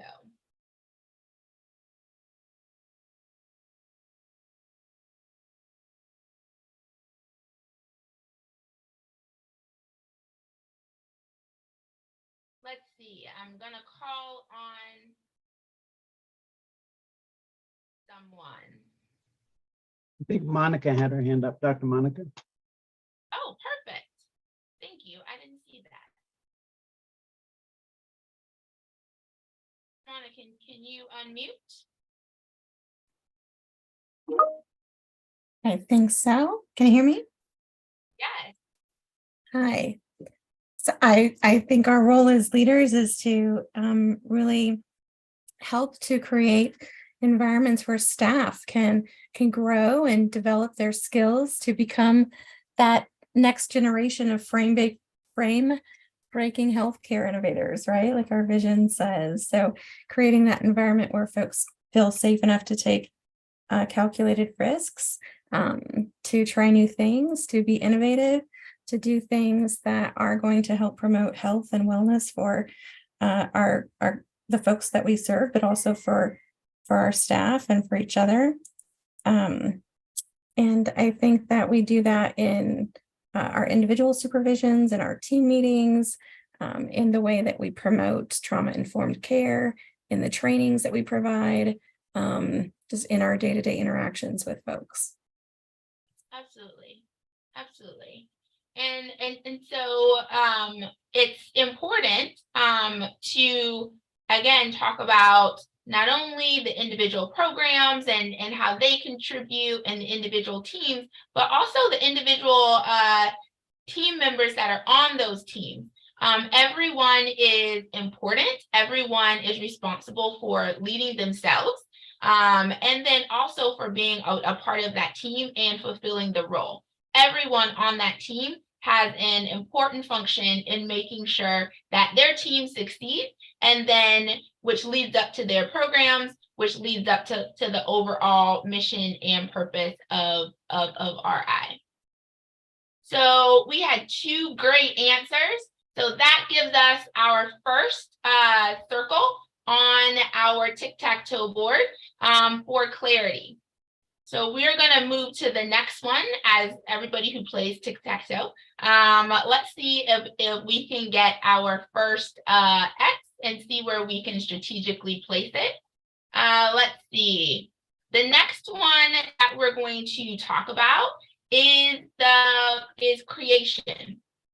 Creation is looking at knowledge. So going back to those 7 elements that you have to have in order to create this idea of the relentless V, you have to have the creation of knowledge. You have to be able to disseminate that individual information into the collective information. You have to make sure that information is understandable.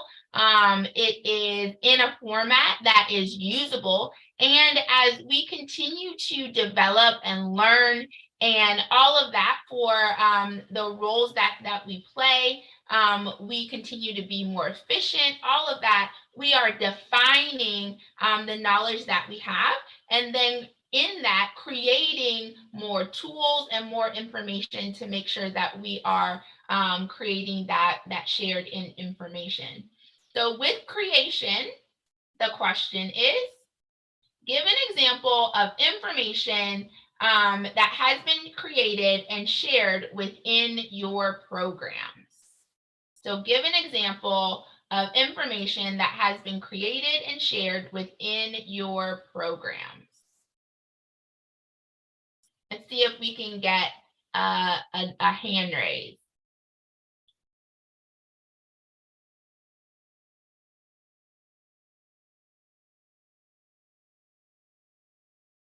All right, we do have a hand up. It's Elizabeth. Can we get, there you go. Can we get Elizabeth unmuted?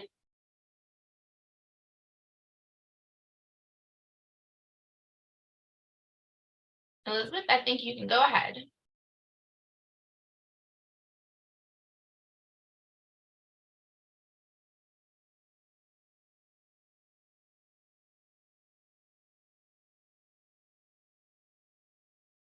We are unable to hear you.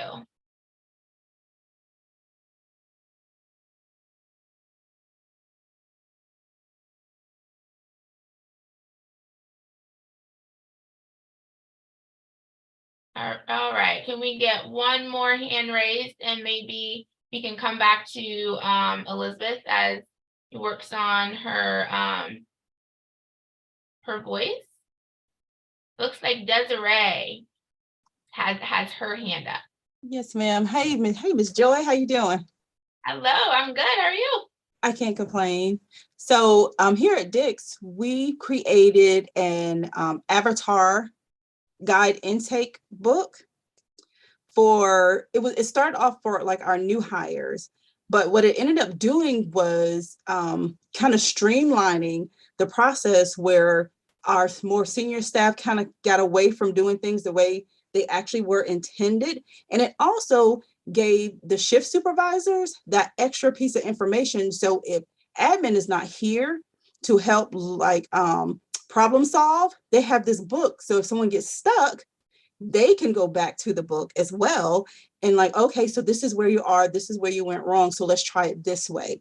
It is amazing. And we just recently had one of our other ladies actually kind of enhance the process just a little bit more. So we're going to be adding that to it as well, just to make it a little more user-friendly. Absolutely. I think this is one of the great examples of our frontline staff in all of our programs. Once you start working in a role, right, you figure out how to start becoming more efficient, and you start to figure out the best and the easiest ways to do things. And this is a great example of being able to document that and provide information to your team as well. So it doesn't just stick with one person. The information is able to be shared. I love that. I love that. Thank you, Desiree. Elizabeth, are you able to Can you hear me now? I can. Oh, that's wonderful. Yes, the information that I think we share is the census report. I'm a shift supervisor, and we create a census report every shift, and we share it with administrative staff and then also with the milieu, all staff really. And that is an example of information that we create. And it is in constant change, state of change. If you look at it at the beginning of the shift, the middle of the shift, the end of the shift, it's constantly being updated and changed. And so we share it with everyone who works for the company, and it's on the M Drive. And so I think that would be an example.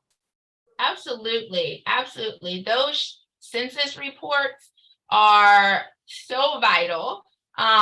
Making sure that the information that we have, the creation of that, the individuals that do it, I know done it in different ways depending on the location, but there's always the responsibility of someone, right, to create that information, to update that information, and then to make sure it doesn't just stay with that one person, but it is able to be shared with the whole team. And that's how we all stay on the same page. That is a great example of the creation and then the sharing of information. Thank you, Elizabeth. We've got one more hand up. It looks like it's Arrow. If we can jump to Arrow before we see where all of our answers end up as far as the X on our tic-tac-toe board. Hi, Joy. Can you hear me? I can. How awesome. So I'm a big believer in the Teams program. And what we've done is we've been able to utilize the wiki in our teams to where now all of our flows and all of our workflows and all of that are in there. And all they need to do is go in, click the wiki, and they can see exactly how our work is to be done. Who needs to approve this? Who needs to do that? Where the information is, and we can update it as we need to. So it's not something we have to put on a drive and then exchange it and put a new document in there. We can just go in, manually update it from day to day. So if one of our trainings decides to go from, let's say, 350 to 375, it's immediate. I just go in, make the change, and everybody knows it immediately. It sends it out to the team, there's been a change. And we can stay up to date every single day on how our workflows go. And we have been able to also institute, I don't know how many other people, but I always forget who's my support in this, who's my support in that, what is my password, and who holds the password for the 95 different portals we have to use. Yes. We're able to put all of that in there also. So if I'm not available and I'm on PTO or somebody else is on PTO, you know, they can go in there and they can access that information immediately and not have to tell our vendors and our funders. We'll get that to you as soon as he gets back in 3 weeks from Maui. So, you know, it's such a great tool, and it keeps everybody up to date. Oh, I love that. I love that. And it's again showing how we can create information and we're able to put it in a format that is understandable, and Arrow, you just pointed out, accessible for our teams, and it provides a tool for individuals to continue the work going forward, because a lot of our roles can be 24/7 sometimes if you're in a crisis program, or someone goes on vacation or something like that. We have to continue working towards the outcomes for the individuals that we serve and for our organization. So that is a great example. And so for our answers to our second question, we got an X. So this is our first X for our creation. And again, this is another element of how we get to that relentless weave. So as everyone knows who has played tic-tac-toe, the goal is to get either 3 O's or 3 X's in a row. They can be diagonal, they can be horizontal, they can be vertical. And so that is what we are working towards. So let's keep going. So the next one is community, building community. The definition of community is a unified body of individuals who have joint ownership and participation. It can be a social activity. It's about building that community and that feeling about being a part of something. And again, we're not necessarily focusing on the individuals that we're serving, because I think as an organization, we do a great job with that. We focus a lot. We're very customer first, but we're really thinking about how do we create community within our teams, within our programs, so that we're able to, again, work towards this relentless we concept. So here is your next question as it relates to community. Building community starts with us. How has your program developed community virtually or in person within your program? And I think this kind of piggybacks off of our earlier from the Frontlines conversations that we had. So I'm loving all the synergy. Let's see, who had their hand up? I thought I saw one.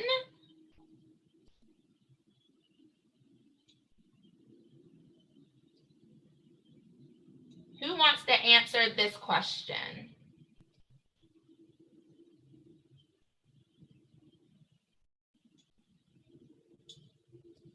Okay, I'm going to call on someone. How about Karina? Karina, are you with us? Are you able to answer this question?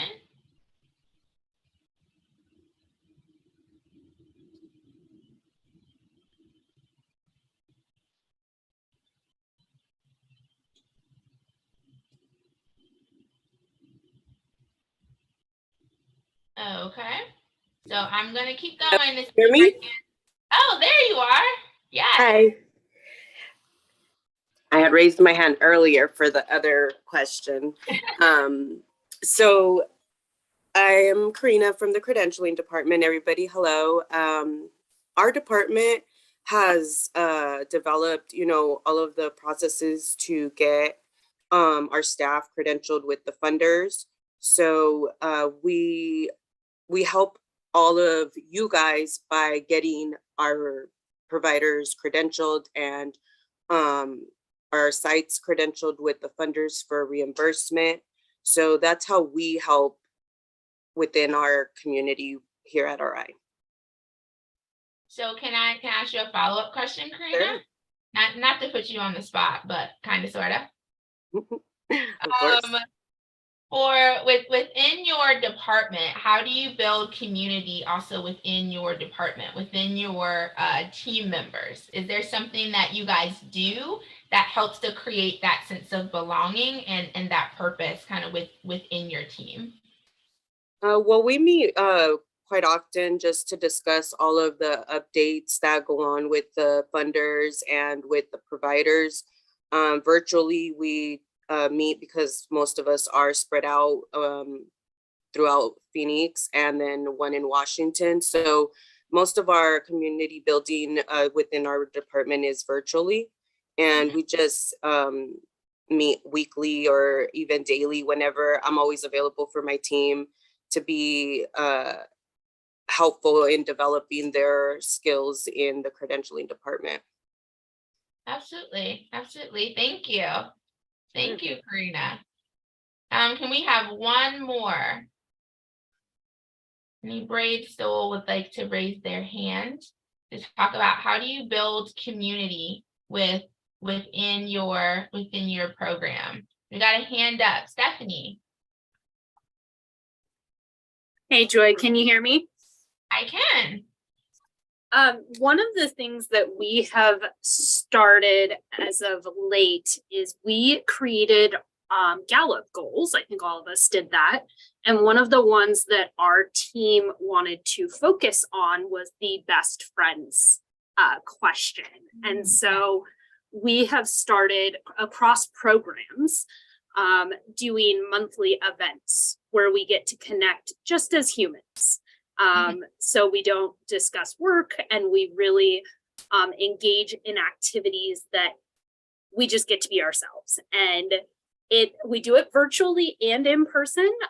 So we had a orange elephant recently that was fun because we had some people in person and then also virtual. So we had to do some strategic planning with how to get things to specific people and programs in different locations. And it's been a lot of fun. Yeah. Oh, I can hear it in your voice. I love that. Whenever I can hear like the passion for something and the excitement for something when someone's talking about it. And you're right, because we are all spread out now, some of us don't kind of day-to-day contact as we did before, and Karina mentioned that as well, and that sometimes it takes creativity now to be able to still build that community for our team members. So it sounds like you guys are doing some creative options to be able to do that. I like it. Thank you. Okay, so we had another 2 good answers. And so let's see where our tic-tac-toe board is. All right, so we have 2 O's now and 1 X. So let's move on to our next one. So we're on to number 4.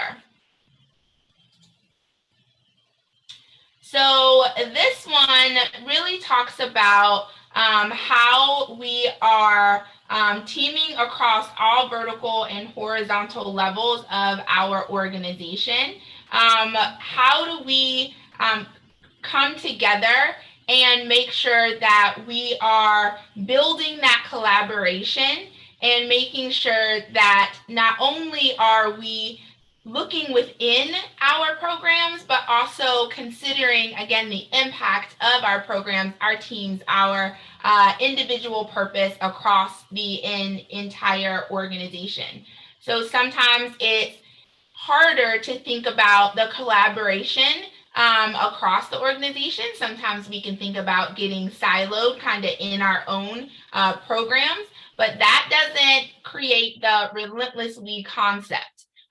It's thinking about, again, how ourselves, our team, how do we lead to make sure that we are fulfilling the vision of the organization.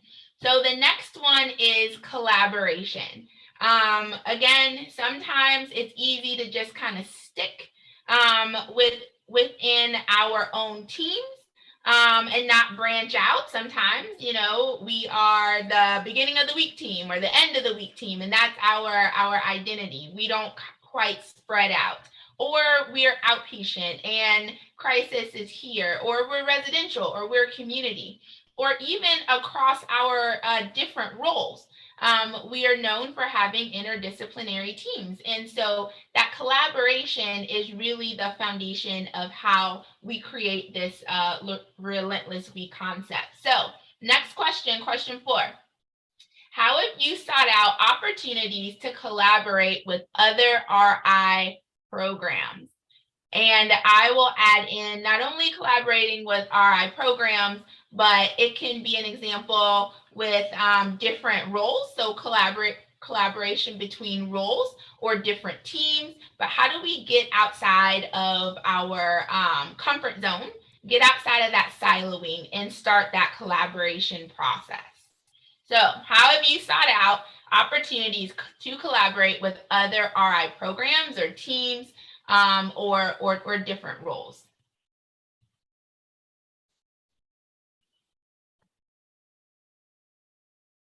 Let's see.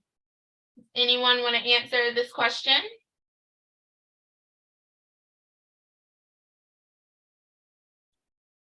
You got a hand up.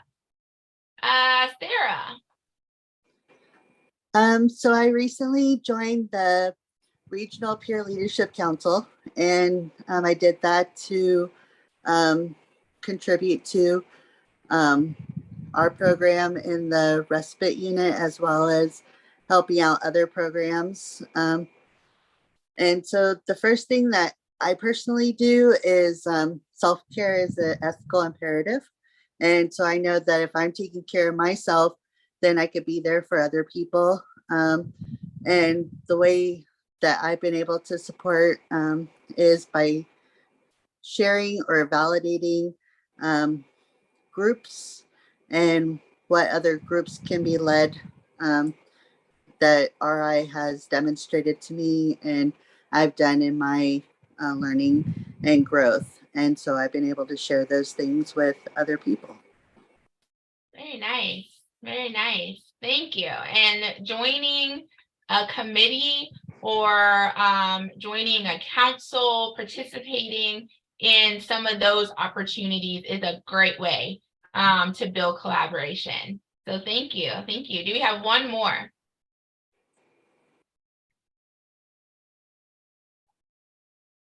I thought I saw a hand up, but I think that hand isn't up anymore. Is there anyone who wants to jump in? Monica. It was me again, if no one else wants to say anything. I love the collaboration process, and it's so wonderful to have opportunities to collaborate across programs. I've been privileged to have the opportunity to work closely with Christy Rowe on creating new forms for Avatar, working with quality and compliance on different projects, working with other programs within outpatient to bring programs together, really working to try to collaborate more with crisis right now and create some bridges between crisis and outpatient with the new outpatient program that's at the Peoria campus, but also with our programs at Cambridge Court and Phoenix, and with the Recovery Connection Line, connecting with everyone across the nation. But that collaborative process is really wonderful. And not just collaborating within RI, but also collaborations with our partners outside of RI is really, brings new information, new ideas, new energy. Absolutely. Absolutely. So I heard you say a couple things. Not only was it around different service lines, like the warm line to outpatient to crisis, but also connection with our support departments and collaboration. So all of that, again, yields itself to that information sharing, to building that community and working towards moving towards our goals. So I really, really like that. It looks like we had a hand up, but we're going to move to the next question. So hold that thought. And let's see where our 2 answers got us for our tic-tac-toe. All right. So we have 2 O's, 2 X's, and we have our first opportunity to make 3 in a row with our X's. But O's are up next. So let's see what the next idea is, an element, and what the next question is. Okay, so let's talk about communication and creating the informal and formal opportunities to build community, build relationships through communication. Oftentimes that can be through email. Oftentimes that can be through formal bulletins or weekly newsletters or all of that. But also communication is one where you can have too little communication. Not all the information is passed on to the next team, or not every team member may have all the information that they need to have. So communication and really adequate, accurate, timely information and in communication between team members is really important. So our next one that we would like to talk about today is communication. So here is our conversation. Give an example of barriers to informal conversations and relationship building opportunities. So again, creating that team through communication, through talking to each other, whether that's, again, through email, through information in the break room, through morning huddles, through team meetings. How are we creating that space? And so if we can give an example of barriers to informal conversations and relationship builders. So we're going to kick it up a notch.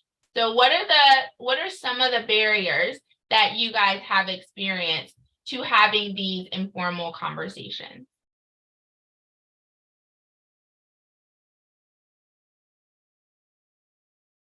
All right, we got a hand up, Mike Zeeb. More toward the second piece of it, the relationship building opportunities. I think fear of conflict or not feeling comfortable with conflict can cause people to kind of like move away from resolving even little things. Can lead to making up stories in our heads about other people and why they're doing what they're doing, which can grow and build. And so on the flip side of that is when we have confidence in our conflict resolution skills, confidence to check ourselves and use our own emotional intelligence to say, hey, I don't know everything here. I'm gonna take a risk. I'm gonna reach out and I'm gonna say, hey, can I check in with you? I think that makes the world of a difference. Absolutely. Again, when we are building, the overall goal is to build this team that moves forward in the same direction, and being able to ward against some of these 5 lures that we talked about in the beginning. And Mike, you just mentioned one, the taboos, being afraid to discuss some issues because of fear of what comes next, or conflict, or that type of thing. So yes, that can absolutely be a barrier. Can I get one more? Let's see, hand up, Stephanie.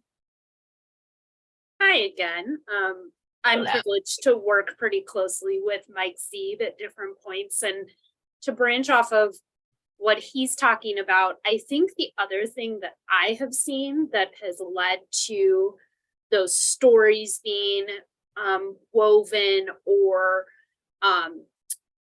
not engaging in conflict resolution is that a lot of us are spread out. And so we have some people who are working remotely, and we have some people who are in office, and we often are also in our offices with closed doors, especially with COVID protocols. And so there's not as much opportunity to just cross each other's paths and get to know each other. And so I think some of the way that we engage in work because of the pandemic has really limited our opportunities in some ways. And so we have to also get creative to create those environments to have informal conversations or relationship building opportunities that we didn't have to before. Absolutely. There has been a switch, right, for a lot of organizations, including RI, to figure out how to do the work in a very different environment. And especially with the protocols of distance and separation and masks and all of that, it challenged our current tools that we had to build those conversations, to build those relationship opportunities.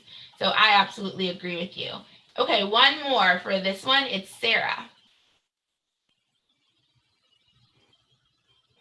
So the first thing that came to my mind, piggybacking off of Mike Zeeb, was that listening with empathy without needing to respond, and just being able to listen and be present for that person. Absolutely.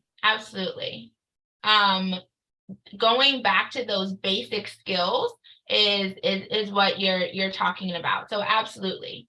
So with this one, with conversation, let's see where we landed with our answers.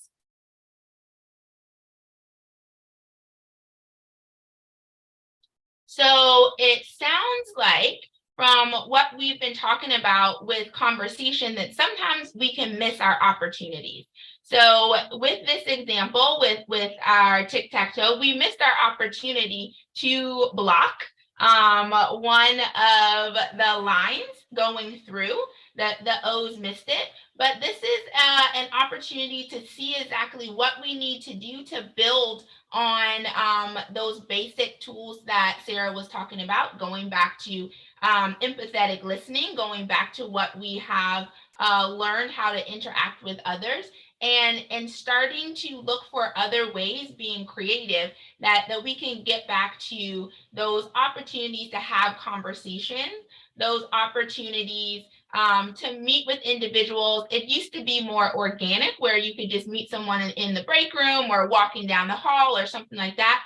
But now we have to be more creative. So with this one, it looks like we still need to build on some of those barriers, kind of push them away to be able to get to our next level. So this is one, it looks like we're still going to have to figure out what those barriers are, but also what the solutions to them are. So let's move on to our next one to see if our X's are going to take advantage of this. We're getting close on time, Joy. Okay. We're going to go on through them. The next one is making local knowledge global.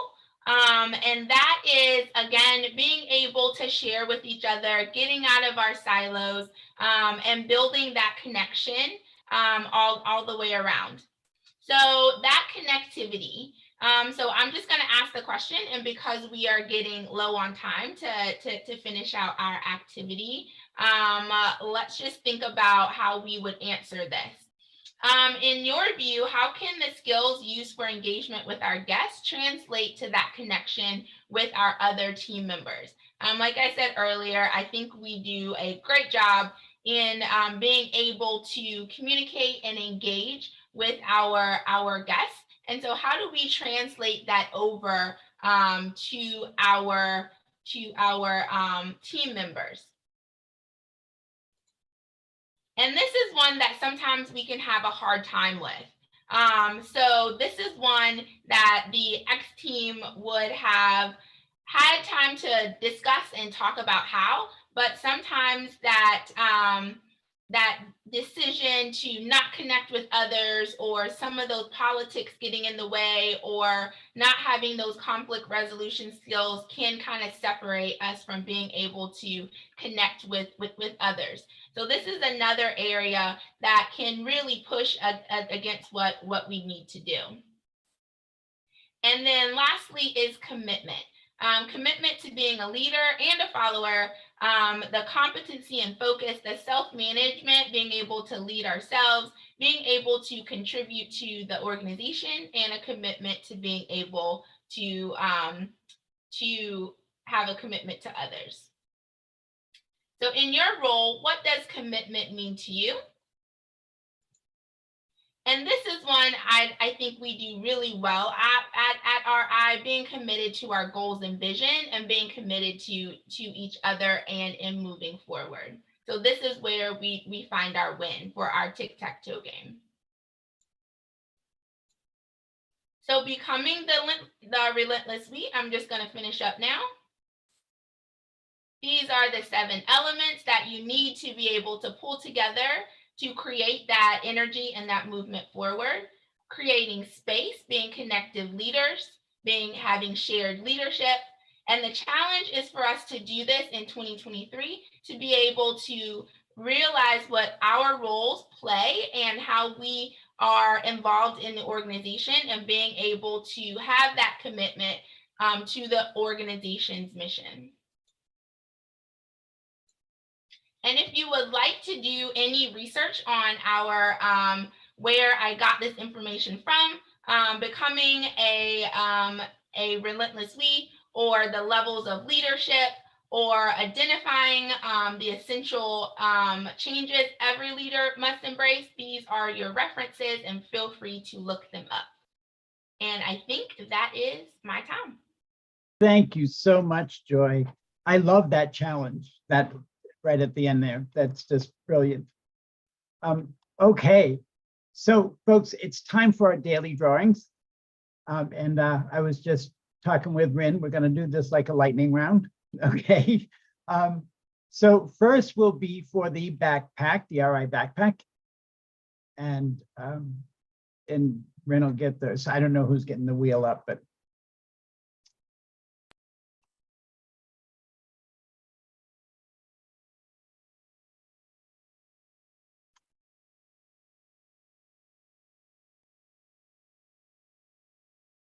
Can Georgia, you see the wheel? we can, thanks.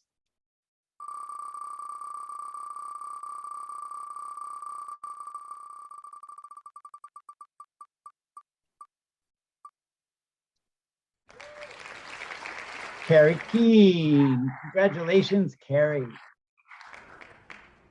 And next will be for that beautiful piece of artwork from Joe Villarreal.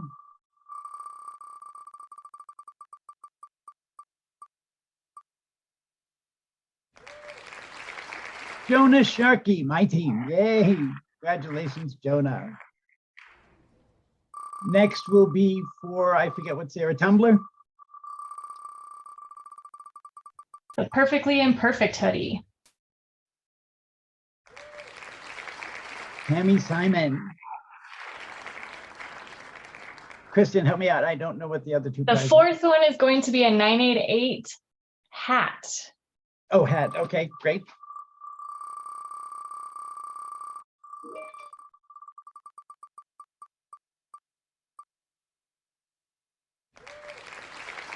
Joseph Fields, congratulations. Joe. And the last one is going to be a Hoping Stories tumbler with a straw and lid.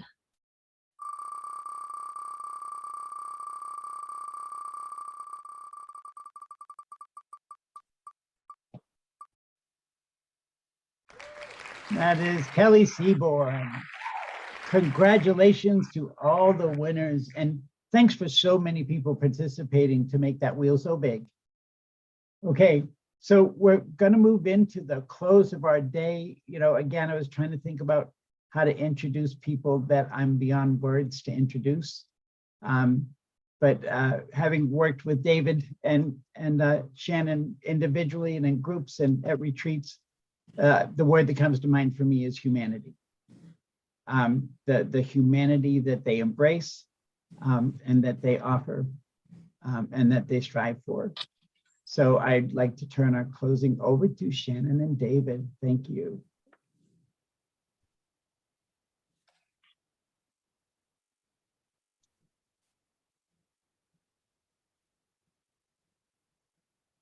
Shannon, do you want to start after those really kind comments from Terrence?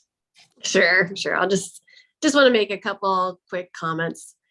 So first, I want to thank everyone for sharing your time the last couple of days. Personally, I hope we can be in person next year, maybe do another escape room because we beat David last time. So I got to keep my score going there. But on behalf of the board, I just really want to thank all of you for your work with RI, for embracing the RI way, for caring for our guests in some of their most vulnerable times, as well as the families that are going through crisis at those moments.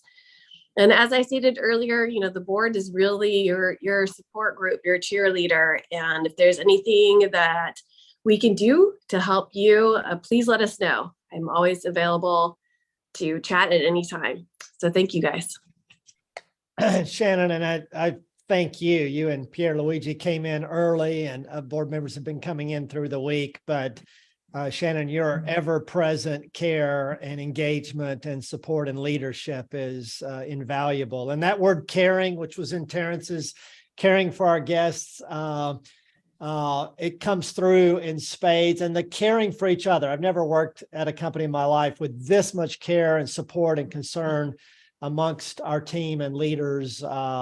And I just want to thank all of you. I put together a quick deck of some of the highlights, and gosh, I just hit some of the things that stood out for me. So we've been running multiple streams over the last couple of days, as you can imagine. This morning, our Crisis Jam learning community was going on. The leadership retreat was going on, and Karen was feeling sick and under the weather. So Karen, I hope you're feeling better if you're with us. I can't live without you. I don't know what we're supposed to do without Karen. but Ren and Kristen and a host of others of you jumped in today, and Ren ran double duty. So the work that Kristen and Karen and Ren and so many others of you do, but the three of them in particular, it's just phenomenal. Ren actually came up with the idea of a lived lens perspective component of the Crisis Jam around 988 that we've done every week for the last few months now. And it was Ren's idea, but we never had actually had Ren on. So there was a gap today. And I called Ren up and I said, would you speak in the Crisis Jam? And she said, I would, except I'm leading the infrastructure behind the scenes for the leadership retreat. She actually pulled double duty today. And Ren, just the heart and I could feel all the emotion in your voice, and just was a powerful message. And we've had 15 or 20 lived lens to this point, but none have quite conveyed what you were able to share today. And there's so many great comments. So huge thanks to Karen and Ren and Kristen and all of you who've put that together. So as I reflect on day one, Shannon, we had April Naturel. Had you heard April before? Sorry, I unmuted. No, I don't recall hearing Yeah, that so before. April gave us an introduction from her leadership with 9/11 all the way to 9/88. And it reminded me of this great quote from the Sampson National Guidelines. And Paul Galdus was our deputy CEO, was the primary architect and wrote these words. But in an effective crisis system, perhaps the most potent element of all is relationships, to be human, to be compassionate. So it was great to have April kick off. Loved the panel that Lisa moderated with lived experience. There were so many highlights in that, but I think for many of us, we're going to take away this quote from Bruch. Every one of us have a little bit of peerness to them. And then she went on to describe what that meant, from lived experience to support and engagement. So for all of you who bring some peerness, some lived expertise to this work, thank you. And Bruch in particular for leading that. Love the panel as well with Monica, Carrie, Tanja, Jess, really so many great things. Carrie and I believe it was Julia talking about red hair. I remember when I was young praying that God, please don't ever let my hair change from this amazing red. And I now realize now that I'm much older, that was the wrong prayer, Shannon.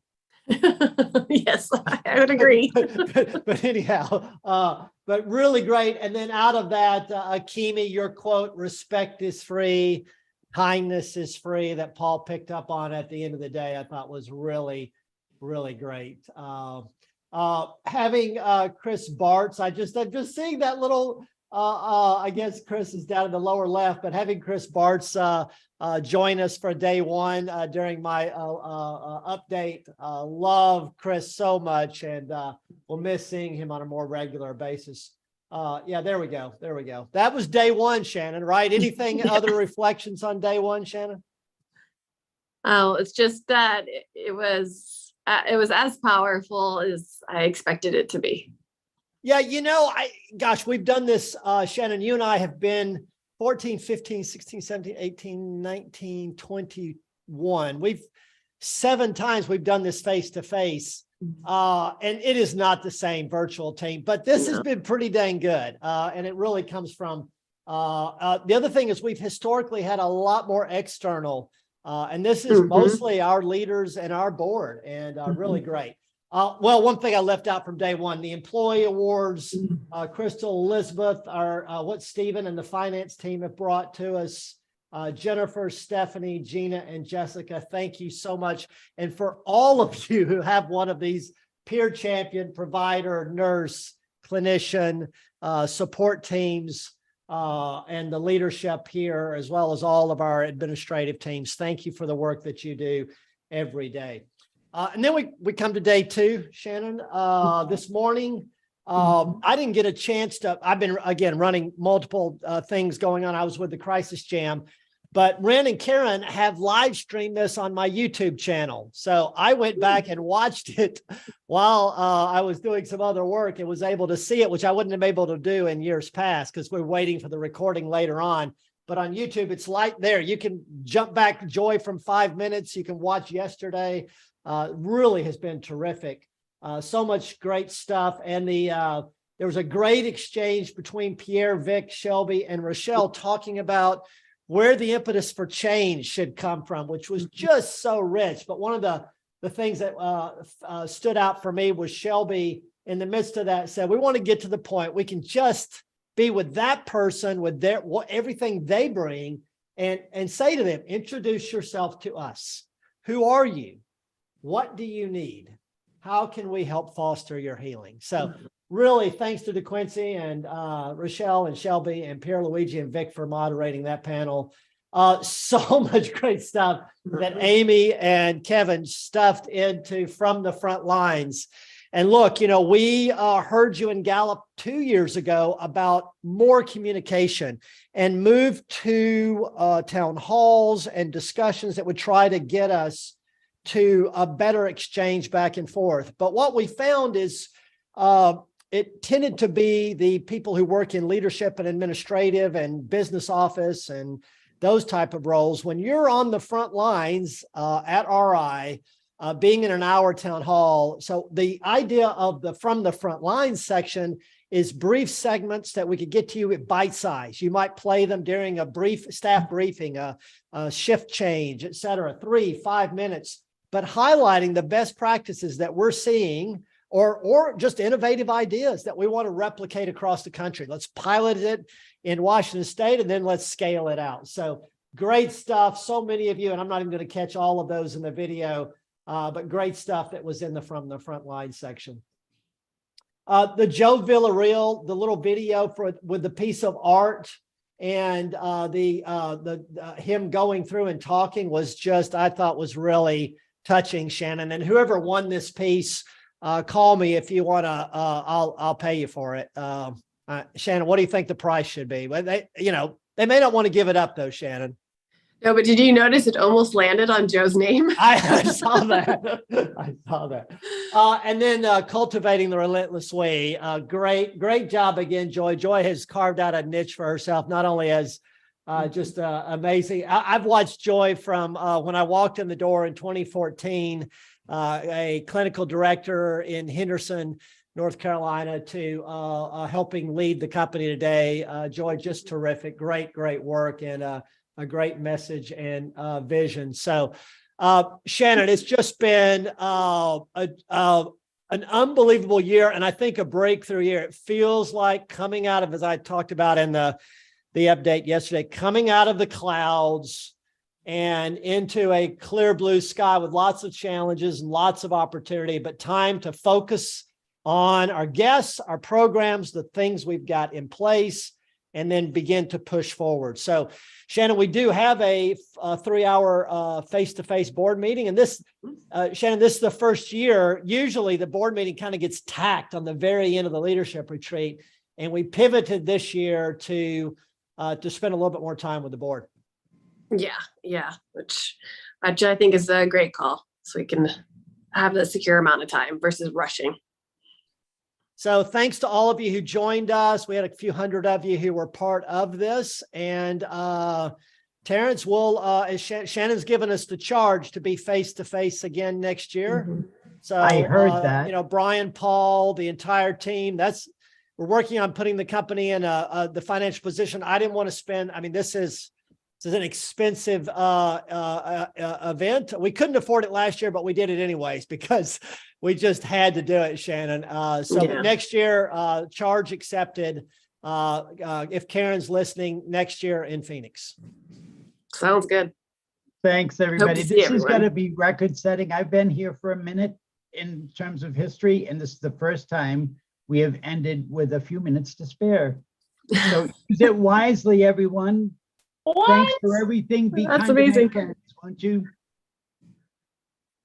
Terrence, can somebody please mute Kristen? Please keep going, Terrence. That's it. Just be kind to my friends. Take care. Thank you.